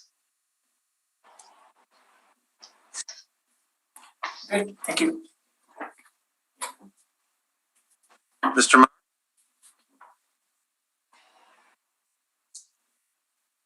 Mr. Marks, do you have questions? Yes.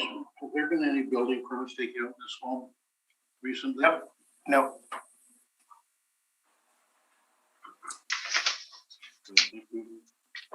further questions.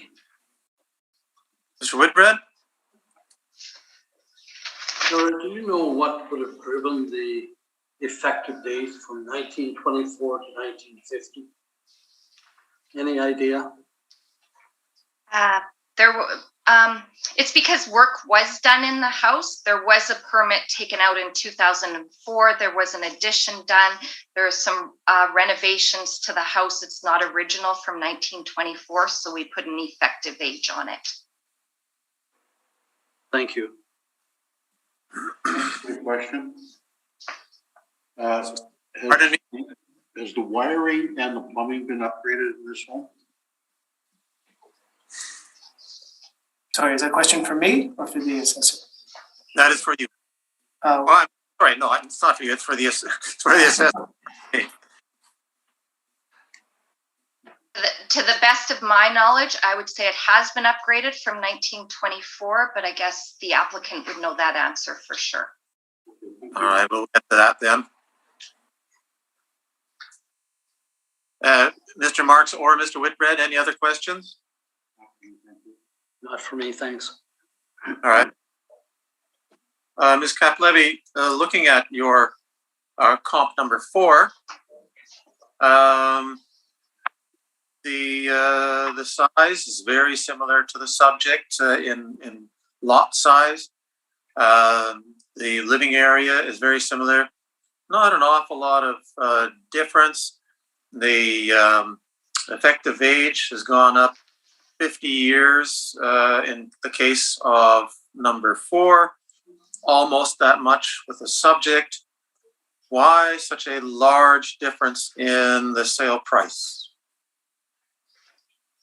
I would assume that 322 Montrose would be more upgraded than the subject property, but I did want to use the sale on the street because, as you said, they are similar in size and lot size. So Montrose is a great street. Mr. Chair, I can answer that question. I can confirm. We'll get to you in just a second, sir. But looking at the effective age, you're saying that it's likely been more renovated. The effective age only got it up to 1957 versus 1950. That doesn't sound like a lot to me, yet the sale price difference is huge. Why? Again, that house is also 10-year or a little, no, it isn't actually, it's newer. I'm not sure why. I guess it would be the upgrades in the house, maybe the specific upgrades. You haven't inspected any of these subject or comps? No. Did you verify the sales of any of these? I looked at all the sales of them, yes. No, but at the time that they were sold for the verification process, did you do it? Did I do it personally? Oh, Yeah. I couldn't tell you if I did it or not. Okay. If you were to, for our assistance, rank these in helpfulness to us, how would you rank your comps? What do you mean by that? What is your best one and what is your worst one?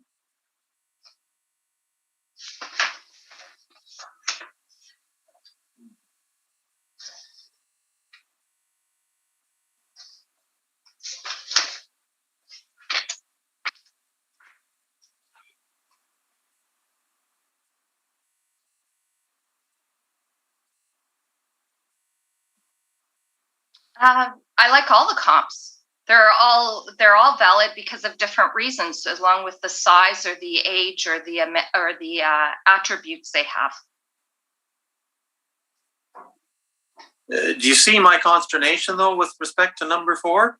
Yes, I do. It appears to have all the same characteristics, yet a very high selling price. Yes. All right. That is all my questions. Then, Mr. Applicant, could we have your information? Yes, thank you. Thank you everyone for taking the time to hear the evidence with the aim of revising the city's assessment for our house. I will be brief.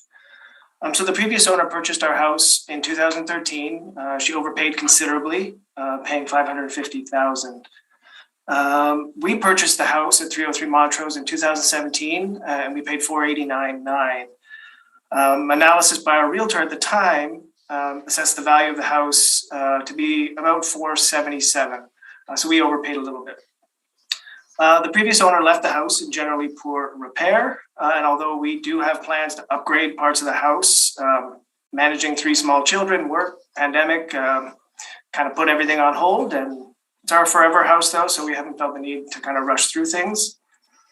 The city's most recent assessment for our house, which is why I'm here today, is $572,000. And because we have made no substantial upgrades or renovations to the house, we believe it unreasonable to conceive that it would have sold for almost $100,000 more in 2021 compared to when we purchased it 4 years previously. And to kind of return to the point that Mr. Chairman brought up with comparable 4 here, we believe the main issue is that the houses that the city used as comparables to determine the assessment value of our house are in fact not similar enough. And while, you know, the model produced similar houses or similar aged houses in the same neighborhood, similar square footage and such, there are some differences. And as alluded to in the earlier line of questioning, the most significant difference between our house and the city's 4 comparables is that they have been thoroughly updated and renovated top to bottom, including some combination of new bathrooms, central air, electrical, flooring, windows, exterior and or parking pad improvements.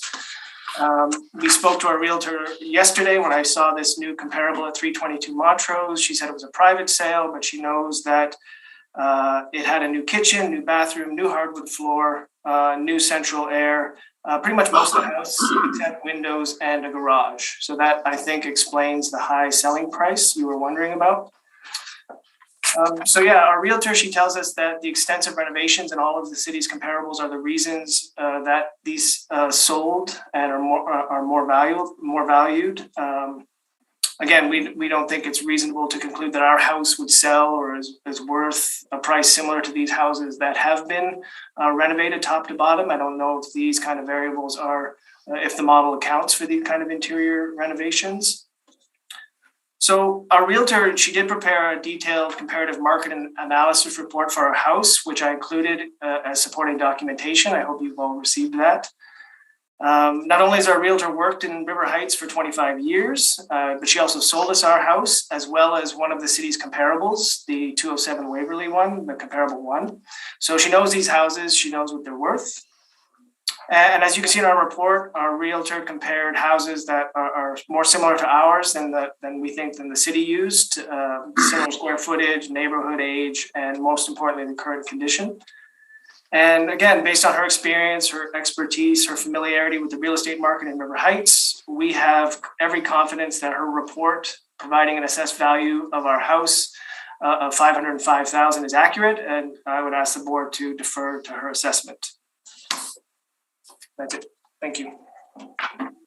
Ms. Kaplevy, do you have questions? Yes, I do. Mr. Applicant, is your kitchen original to your house? To the house? I don't know. You had mentioned the permit in 2004. That might have been a small mudroom that was added at the back of the kitchen before we purchased it. But as far as I can tell, it's original. What color are your kitchen cabinets? Beige. Beige? Beige. Cream? Beige? Yeah. I don't think the cabinets are original to the house, but they were there. No. No, I have pictures here of the cabinets, and it does look like your kitchen was updated. Your pictures are not original. Oh no, the cabinet, they're KitchenAid. They're not original to the house for sure. Right. Okay. And are you aware of 434 Brock Street, one of the comparables that were used there? Do you know what color of fixtures are in the bathroom there? No, I do not. No, the fixtures are actually a blue tub and sink. Mm-hmm. And dark paneling and an original kitchen. So that comparable would not be like yours. You made a statement that the comparables that she used were similar to yours and that the ones I used were all redone. Well, comparable 434 does have original fixtures. I mean, this is very subjective. Our bathroom was a weird aquamarine teal and it has its original bird bath sink that people had to get rid of. I mean, people are willing to buy a house, and that's probably why it's the lowest one on this list, why it's sold for the lowest. Okay. Ms. Kaplevy, you were referring to which one on Brock Street just now? 434 Brock Street. Thank you. Carry on. You have further questions? Yeah, and not at this time. Not this time. All right. Thank you very much. Mr. Marks? Yes. in your home, has the knob and tube wiring been upgraded? Yes, that was removed before we moved in. Okay, and the plumbing, has that been upgraded? Not since we moved there, so I assume since 1924, but I can't say when or what that looked like. Is there any copper plumbing in your home or Dutch plumbing? I don't know. The only copper pipes I can see in the kind of storeroom are the natural gas ones. I don't know what to look for. And 3 of the comparables that you've used all have smaller lot sizes than what you have. So I'm thinking that those comparables shouldn't have been used for those reasons. The ones the city used are almost all bigger than ours. So where do we land in the middle? All the houses the city used have more square feet too. Like, I don't know where we draw that line between. Again, this was our realtor who put this list together based on her knowledge of the market, and I can only trust to that. Okay, thank you. No further questions. Mr. Whitbread? No questions, thank you. A question about the sold prices in your information. Sorry, there's multiple pages here, a multiple listing. I'm looking for someplace which is going to tell me what the date of the sale was and the value. Where am I going to find that? At the bottom of the first page, it looks like this. Background's blurry, sorry.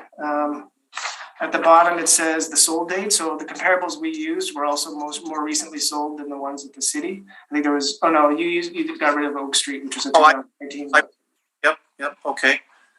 Okay, so they were, 2 of them were in 2020. And in 2020 and 1 in 2021. 1 in 2021. March 22nd. Okay, so that wouldn't require anything in the way of time adjustment. Did the realtor do any time adjustment of the older 2 at all? Not sure exactly how she calculated it all. We asked her to tell us what our house would have sold for in 2021. Okay, as far as you know, these are the actual selling prices. Yes. For the properties. All right.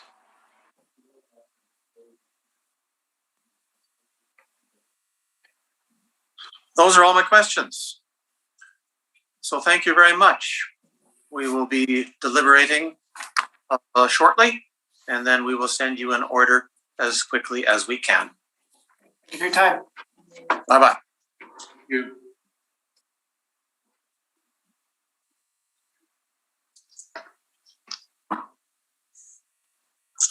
That brings us to item number 11, file number 22251, 70 Tascona Road.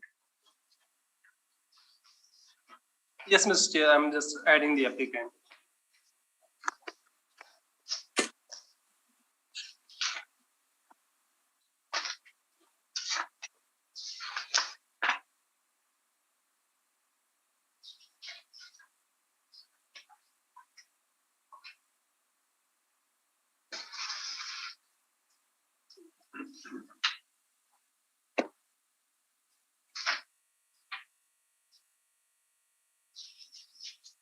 Hello, Mr. Gregory.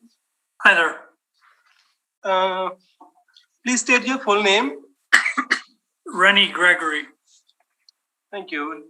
Do you affirm that the evidence you are about to give at this hearing is the truth, the whole truth, and nothing but the truth? I do. Thank you. Ms. Capoletti, your information, please. Thank you, Mr. Chair. Subject property is 70 Tascona Road. It is located in 555 Royalwood neighborhood. It is a roll number of 0609320940. It is a cab over single dwelling built in 2009. It has 1681 square feet, a full basement with basement finish. It has 3 full baths, 1 shower, central air conditioning, and a fireplace. It has a multiple attached garage. The lot size is 5,432 square feet. It has a 2023 assessment roll value of $499,000. This is $296.85 per square feet. All four comparables are in the 555 Royalwood neighborhood. Comparable 3, 135 Tuscona Road is on the same street. Comparable 1 is 59 Dolner Bay. Comparable 2 is 140 Bridgetown Drive, and comparable 4 is 27 Montval Crescent. All four comparables are single dwellings, cab-over styles built between 2006 to 2010. Comparable 1 has no basement finish. Comparable 2, 3, and 4 have basement finish. Comparables range in full bath size from 2 to 3 and half baths from 0 to 1 and showers 0 to 2. All comparables have central air conditioning. Comparables 1 and 4 have 1 fireplace. Comparable 3 has none, and comparable 2 has 2 fireplaces. All comparables have an attached multiple garage, which is same as the subject. The lot sizes of the comparables range from 5,561 square feet, with a park influence on comparable 3, to 6,677 square feet. The sales prices of the comparables range from $460,000 to $500,000. The time adjusted sales price range from $502,100 to $526,000. The time adjusted sales price per square foot is $288.07 to $316.30. Thank you.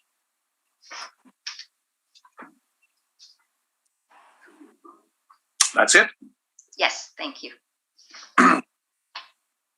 Mr. Gregory, do you have questions of the assessor about this information? No, I have one question, and I reviewed these comparables. I do have a question about your time adjusted sales price. Is that a robust program that you're using, like either your formula or your algorithms? Do they upgrade on a regular basis, or is that just a set algorithm throughout all of these comparables, and you just apply that one figure right throughout? I can't speak on the specifics of the computer program, but the sales prices are adjusted to the effective date of April 1st, 2021. Fair enough. Thank you. Any other questions? No. Okay. Mr. Marks? No questions for me, thank you. Mr. Whitbread? No questions. Thank you. I guess based on what we heard relative to the last application, this cap levy, were any of these private sales? Not that I'm aware of. Is that something you check?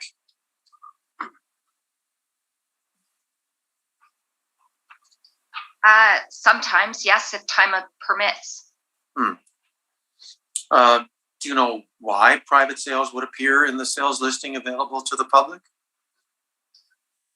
If the sales was verified by an assessor in the office, and if they felt that the sales price was in the open market, or if it was a bona fide sale, then it could show up. But this, the gentleman previous was saying that it was a private sale, so it would not be on the open market. For this property? No, the previous one. So I'm just pursuing this business of whether any of the comps that you provide are actually private sales. So as far as I know, none of these were private sales. These were all openly listed sales. That is my belief. Okay. That's all my questions. We will then turn to Mr. Gregory for your information, please. So I provided 4 comparables. I didn't do any time adjustments to them. I couldn't figure out what type of an algorithm to use on that. That said, the first comparable was at 947 John Bruce. I'm just excuse me, I'm in the wrong. Yeah, the first one was 947 John Bruce, and it's a cookie cutter to our home. And it actually, when I look at the data here, just gonna open this PDF. It sold for $384,900. 5 bedrooms, 3 bathrooms. If I could stop you there. Sure. What I'm seeing on your information is 955 John Bruce Road. Yeah, the first one is 947 John Bruce Road. Okay. The last one was 955. Maybe you have them out of order. I don't know. Okay, I've found 947 now. Okay. Yeah, so that's the first comparable that I've used. It does have one extra bedroom, but in all fairness to the comparable, those bedrooms are somewhat smaller than ours. The square footage is about 31 square feet smaller than ours. The lot size is very similar, and as I say, the house is a cookie cutter. I don't know what else I could add to that. The second comparable that we use was across the street from us, 75 Tascona Road. It is a 3-bedroom, 3-bathroom, 2-story, built in 2016, and it sold for $437,317. And the basement was not finished. It is framed, insulated, vapor barrier, ready for finishing. And the house size is 2,016 square feet, which is larger than ours by about 450 square feet.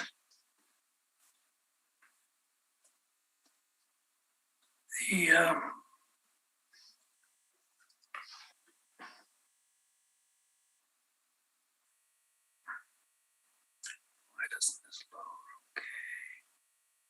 just bear with me for a second. I'm just trying to get this to load.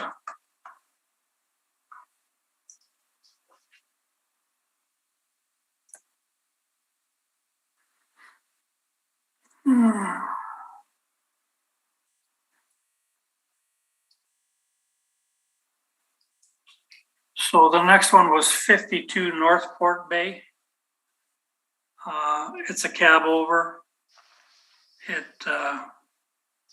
has 4 bedrooms, 3 bathrooms. It was built in 2006, 1,790 square feet, a bit larger than ours. The lot is the same size. It's got a fully finished basement, including a media room, and it sold for $437,900.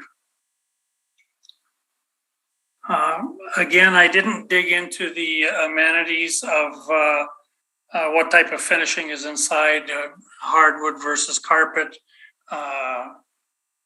laminate versus, say, quartz countertops. I didn't go that deep, and I don't know if the city assessor takes that kind of stuff into consideration to that detail. And the last one that we used, just bear with me for a second here.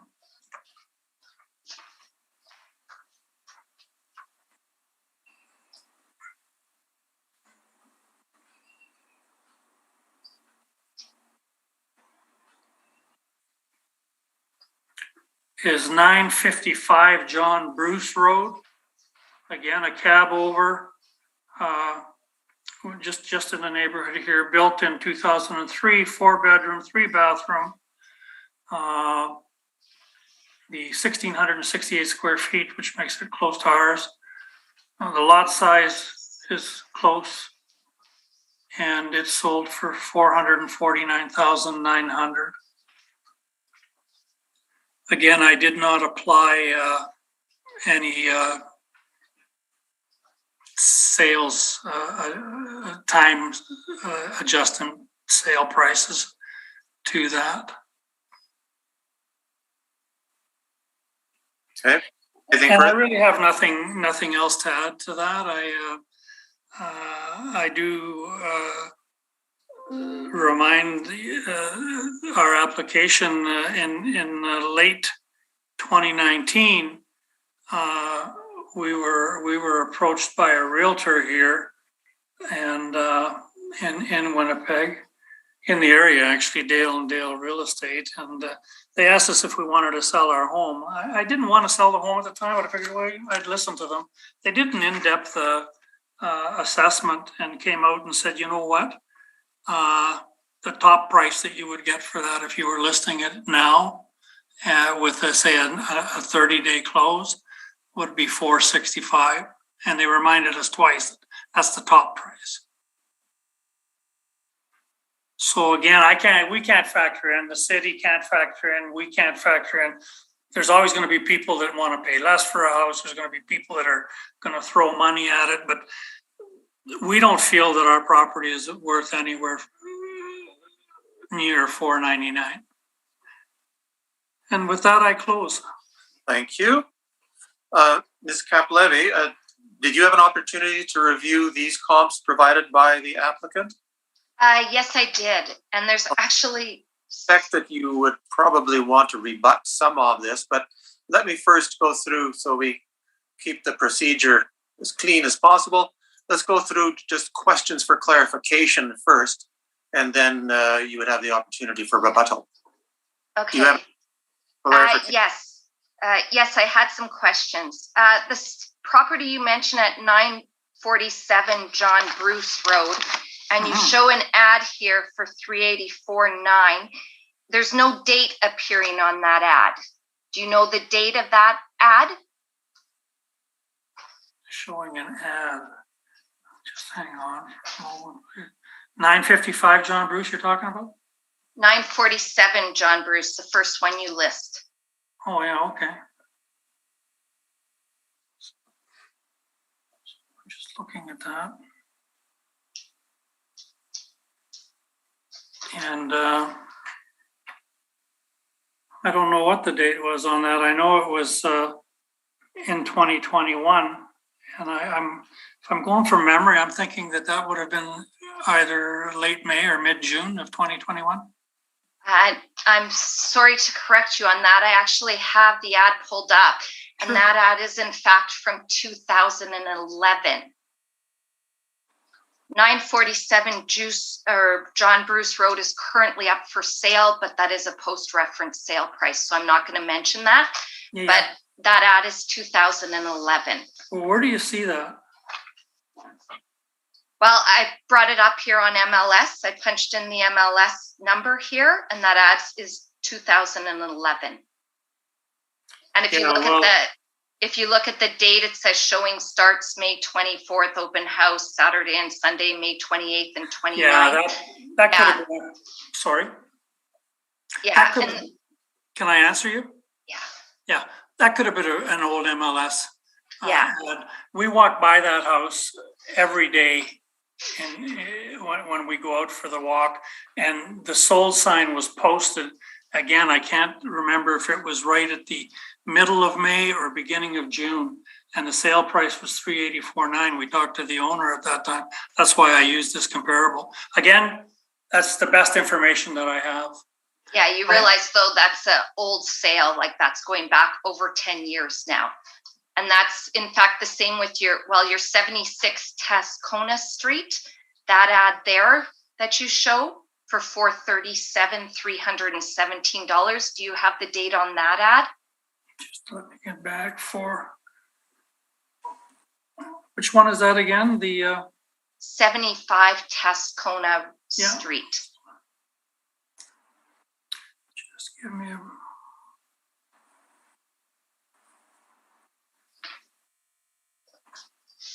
Okay, yeah, that's one right across from us. Yeah. What would you like to know? That ad that you showed there is from 2016. Actually, the home sold here in 2021, October 2021. Actually, it sold in March 2021. fair enough. It's right across the street. Right. And it's, so what's the issue? What's the question then? No, I'm just, your ads that you're showing in your brief document here are not relevant to the reference date period. Their sales are old sales. They're not from the time period of April 1st, 2018 to April 1st, 2021. So 75 Tascona,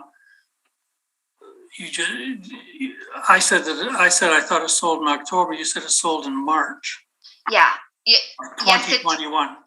Yes, it did. And I have the sales price for that, but the ad you show in your brief here of $437,000 is a price from 2016. Well, again, I picked these right off of the internet, assuming that was current, and so we can go from there. That's fine. I mean, if our comparables are wrong, then they're wrong, and the committee will make their decision based on them being wrong, and we'll move forward from there. We didn't just handpick stuff and massage it. We went to the best data, the best source that we had to obtain that data. You know, yeah, they're just, those old sales are not relevant to this assessment. Fair enough. Okay. Fair enough. Okay. Yeah, you bet. I have no further questions. Further questions? Mr. Marks? No questions for me, thank you. Mr. Whitbread? No questions, thank you.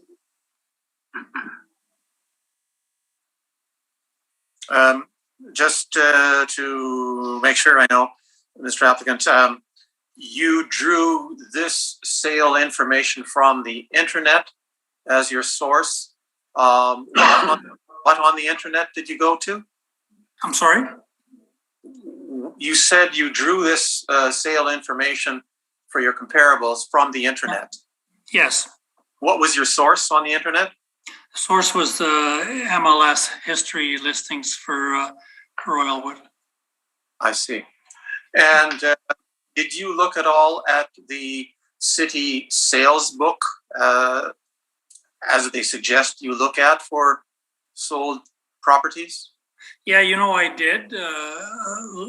About a week ago, when we got that information, we looked at a lot of the stuff there as well, and I really felt that we were dealing with non-stale data, and obviously, according to the assessor, that the dates are out of the parameters of 2019 to 2021, and so be it.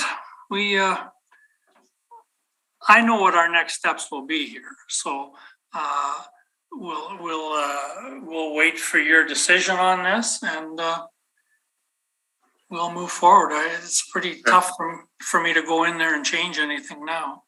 Mm-hmm. I'm very comfortable with the sale prices that were listed there, and I'm very comfortable that those are comparable properties. Then, Ms. Kaplevy, did you want to rebut any of this information?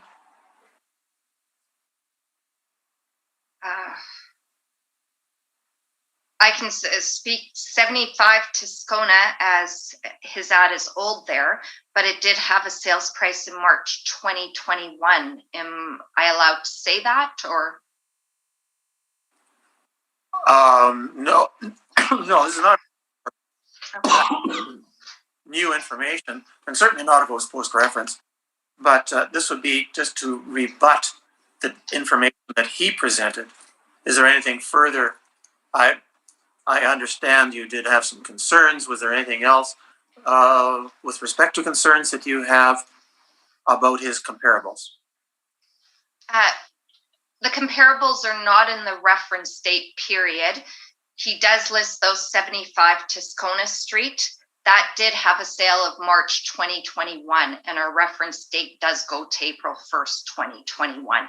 So that sales date, the old date that he had there,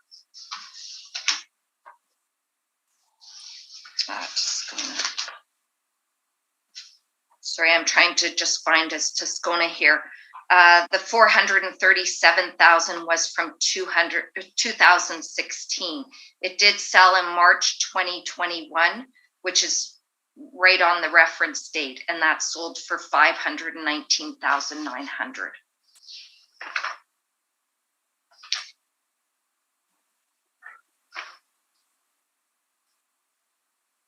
That was, excuse me, which property?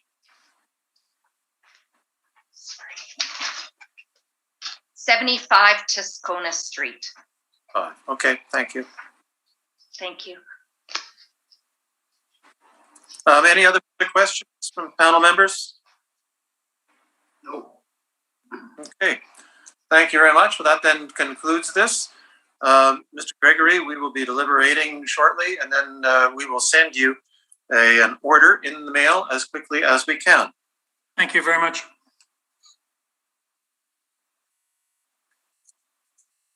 Which brings us to item 12 on our docket, file number 22256, 137 Maplewood Avenue.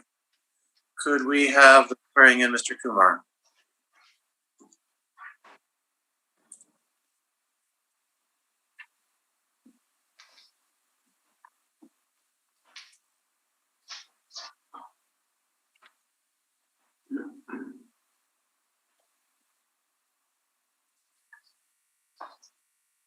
Mr. Kumar? Yes, Mr. Chair, I'm just adding them. Sorry, could you repeat that? I'm just adding the applicant. All right, thank you. Sorry, not being there, I don't know what's going on. I can't see. It's okay. Mr. Applicant, please state your full name. I assume it's me, Derek. Mr. Kumar? Yes, Mr. Chair, I'm just adding them. Sorry, could you repeat that? The applicant. All right, thank you.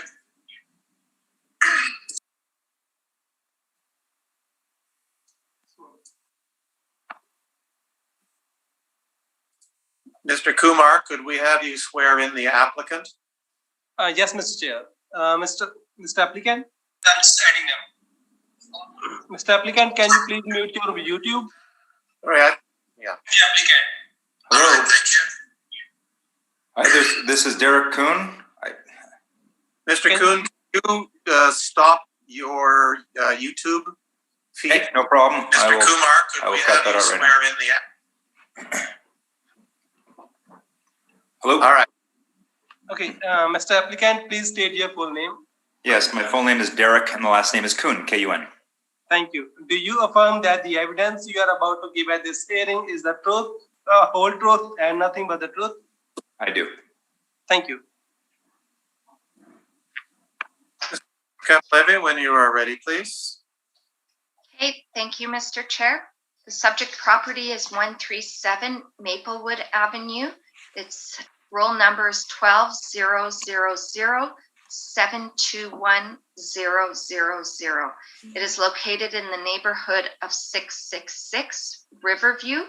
It is a 1.5-story single dwelling, a year built of 1946 and an effective year built of 1966. The living area is 1,209 square feet. It has a full basement with basement finish. It has one full bath, one half bath, one shower, and central air conditioning. It has a detached multiple garage. The lot size is 6,396 square feet. It has a 2023 assessment roll value of 411,000, which is a square foot value of 339.95 cents. Comparable 1, 2, 3, and 4 are all located in the Riverview neighborhood area. Comparable 1 is 145 Ashland Avenue. Comparable 2 is 497 McNaught Avenue. Comparable 3 is 115 Baltimore Road. And comparable 4 is 347 Montgomery Avenue. All 4 comparables are 1.5-story single dwellings. The year built of the comparables range from 1945 to 1950. The effective age of the comparables range from 1960 to 1970. The living area of the comparables range from 1,140 square feet to 1,227 square feet. All comparables have basement finish. All comparables have 1 full bath. All comparables have a half bath, and comparable 1 and 3 have no extra shower. Comparable 2 and 4 have a shower. All comparables have central air conditioning, the same as the subject. Comparable 2, 3, and 4 have multiple detached garages. Comparable 1 has a single detached garage. The lot sizes of the comparables range from 5,998 square feet to 6,397 square feet. Comparable 2 has a backlane influence. The sales price of the comparables range from $375,000 to $402,736. The time adjusted sales price of the comparables are $406,100 to $421,700. The time adjusted sales price per square foot is $343.68 to $361.93 per square foot. Thank you. Thank you. Mr. Kuhn, do you have questions of the assessor about this information? I do not, no. Mr. Marks? No questions from me at this time, thank you.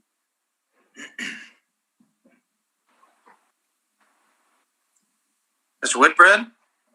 No questions, thank you. Just a general one about the location of your comparable properties. The subject is pretty much as northeast as one gets in the Riverview area. The others are farther south and west. Is there a significant difference in the market across the Riverview area?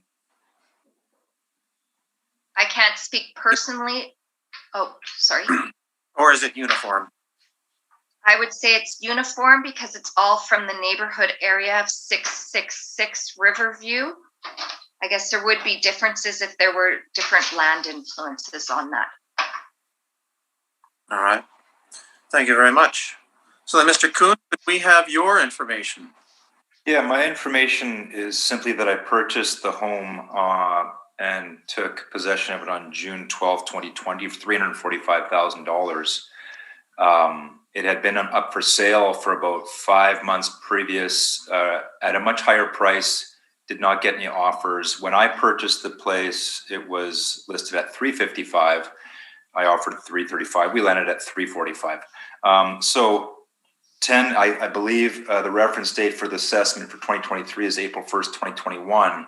$66,000 jump seems dramatic from what I paid for it. That's my opinion, of course. On top of that, I would also suggest that, some of the things that I do deal with, that we do have air conditioning. It is very old and not functioning very well. The ventilation in the house does not allow us to get air conditioning upstairs properly, as well as we have to use a small heater in the winter. So we have to do some work on that. I'm not sure if that plays a role in anything. So there's a venting issue. One other thing is, obviously, we do have considerable noise due to our location next to the Riverview Care Center, which is a great facility, but obviously we deal with ambulance noise, etc., and excessive parking in front of our house. Again, no clue if that has anything to do with anything. We do have, as of this winter, I've noticed a bit of a battle with foundation leakage. Now, I don't know if that's a one-off because of the torrential downpours we've had, but that's something I'm going to have to assess. The shower on the second level has not been functional until recently due to a plumbing issue leaking into our living room. I did just recently have that repaired at a cost of about, including the ceiling, about $3,000. What else do I have here? I think that would be about it. My biggest statement is simply that I was surprised that over about 11-month period that it would, if I bought the house, which I think would be the best example at 345,000, how on April 1st, 2021, the assessment would be 411,000. And that's kind of where I land. It does seem that that's a large jump in assessment. Based on information that I received on the internet, which can be taken for face value or not for face value, it seems like the average growth in terms of property assessment in the area is about 7%, and this one's dramatically more than that.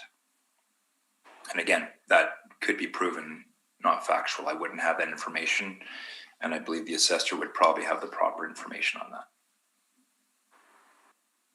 Hey, Ms. Kapleva, do you have questions of this information? No, I don't. Mr. Marks? Yes, has the wiring been upgraded in the home? My guess is yes. We've been here for 2 years. I am definitely not an electrician, but my guess is it has. I don't see any knob and tube. Okay. And what about the plumbing? Has that been upgraded as well? I'm not sure, to be honest with you. Okay. And have you had to take out any building permits since you moved in? No. And I'm also in the both my garage doors are destroyed, so I'm in the process of doing those. So that'll be it. But I've not taken any building permits out. Okay, thank you. No further questions. Mr. Whitbread? Can you comment on the condition of the windows and roof on the house? So the roof, I think, had been done within the last 10 years. I would say the windows, it's a mixture of some being replaced and some not being replaced, as I can tell. So some of them are the old wood. Yeah. Frame window, okay. And what about cosmetics? Kitchen upgrade, bathroom upgrade? Kitchen's definitely, it's obviously not original. They've done an upgrade.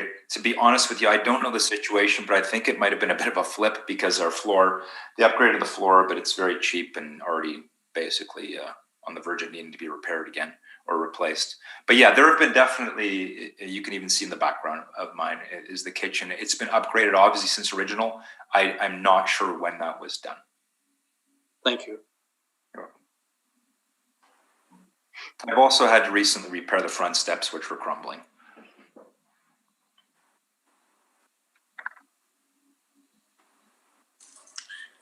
I don't have questions of the applicant, but again, I would turn to the assessor. Do you mind just taking a moment to clarify for Mr. Kuhn the impact of the different reference dates that we're dealing with and he has experienced? Each assessment is based on new sales data and new market valuation date. This assessment for 2023 value is based on sales data from April 1st, 2018 to April 1st, 2021. Mm-hmm. And previous information that he had was based on what? Sorry, what was? But could you compare that with the comparison, or go back to the comparison that he made, which was prior to this, it seemed like a big jump. What was the previous basis? Oh, we don't look at the previous basis. Each assessment is based new go around based on new sales data and new market valuation date. And Ms. Kuhn, previous assessments would have been based on a April 1st, 2018 value. So for this new assessment, the values jumped by 3 years up to April 1st, 2021. Yes. Normally in Manitoba, they jump every 2 years, but because of the pandemic, the provincial government changed the legislation, made it a 3-year jump. Consequently, old assessments to new have jumped quite a bit.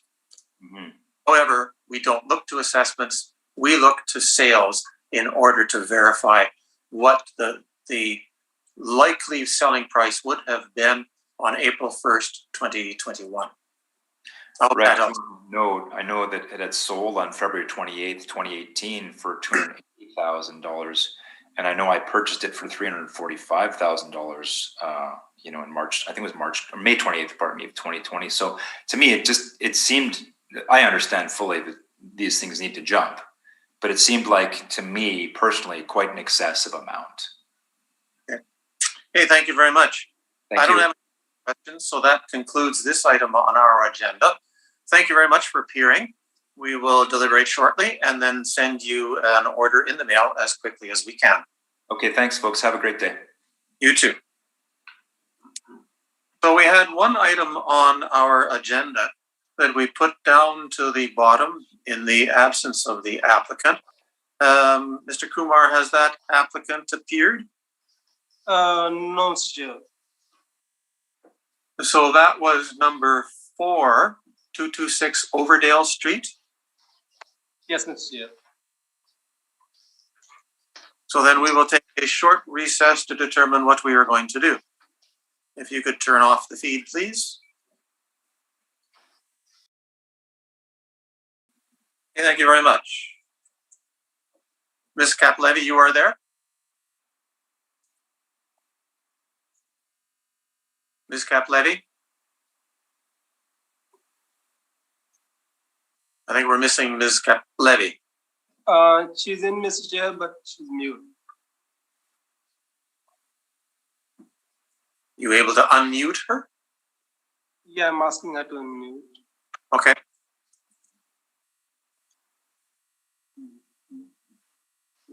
Hi, Mr. Chair. I'm here. Okay, good, thank you. We have determined that we will hear this application in the absence of the applicant. So if you could proceed with it, please. Okay, thank you. The subject property is 226 Overdale Street. It is a roll number of 070516060000. It is located in 205 Deer Lodge. It is a one-story single dwelling built in 1926 with an effective year built of 1936. It is 1415 square feet. It has a full part basement area, basement finish, one full bath, one half bath, one shower, one fireplace, and a detached multiple garage. The assessed lot size is 6,008 square feet. It has a 2023 roll of $357,000, which is $252.30 per square foot. Do you want me to read the comparables too? Just very briefly, please. Comparables are all located in the same area, Deer Lodge. They're similar in one-story structures, single dwellings. They range, the age is very similar on them, less than 10 years, similar in size. Comparable 2 does not have basement finish. The other ones do. Comparables 3 and 4 have central air conditioning. 1, 2, the subjects comparable 1 and 2 do not. They either have single garages or the comparables have single garages. Comparable 1 does not. The lot sizes are 4,800 square feet to 6,000 square feet. And the time adjusted sales prices range from $314,700 to $392,500. Thank you. Mr. Marks, do you have questions? None, thank you. Mr. Whitbread? None, thank you. I assume, would I be correct in believing that the highest time adjusted sale price per square foot, that being comparable number 4, is attributable to it being the smallest living areas of the comparables and subject. Is that correct? Yes. Okay, thank you very much. That is all. So we concluded this session of the Board of Revision then. Thank you very much for appearing, Ms. Caplevy. We will be issuing the orders shortly. Okay, thank you, Mr. Chair. Thank you. Bye-bye. Bye-bye.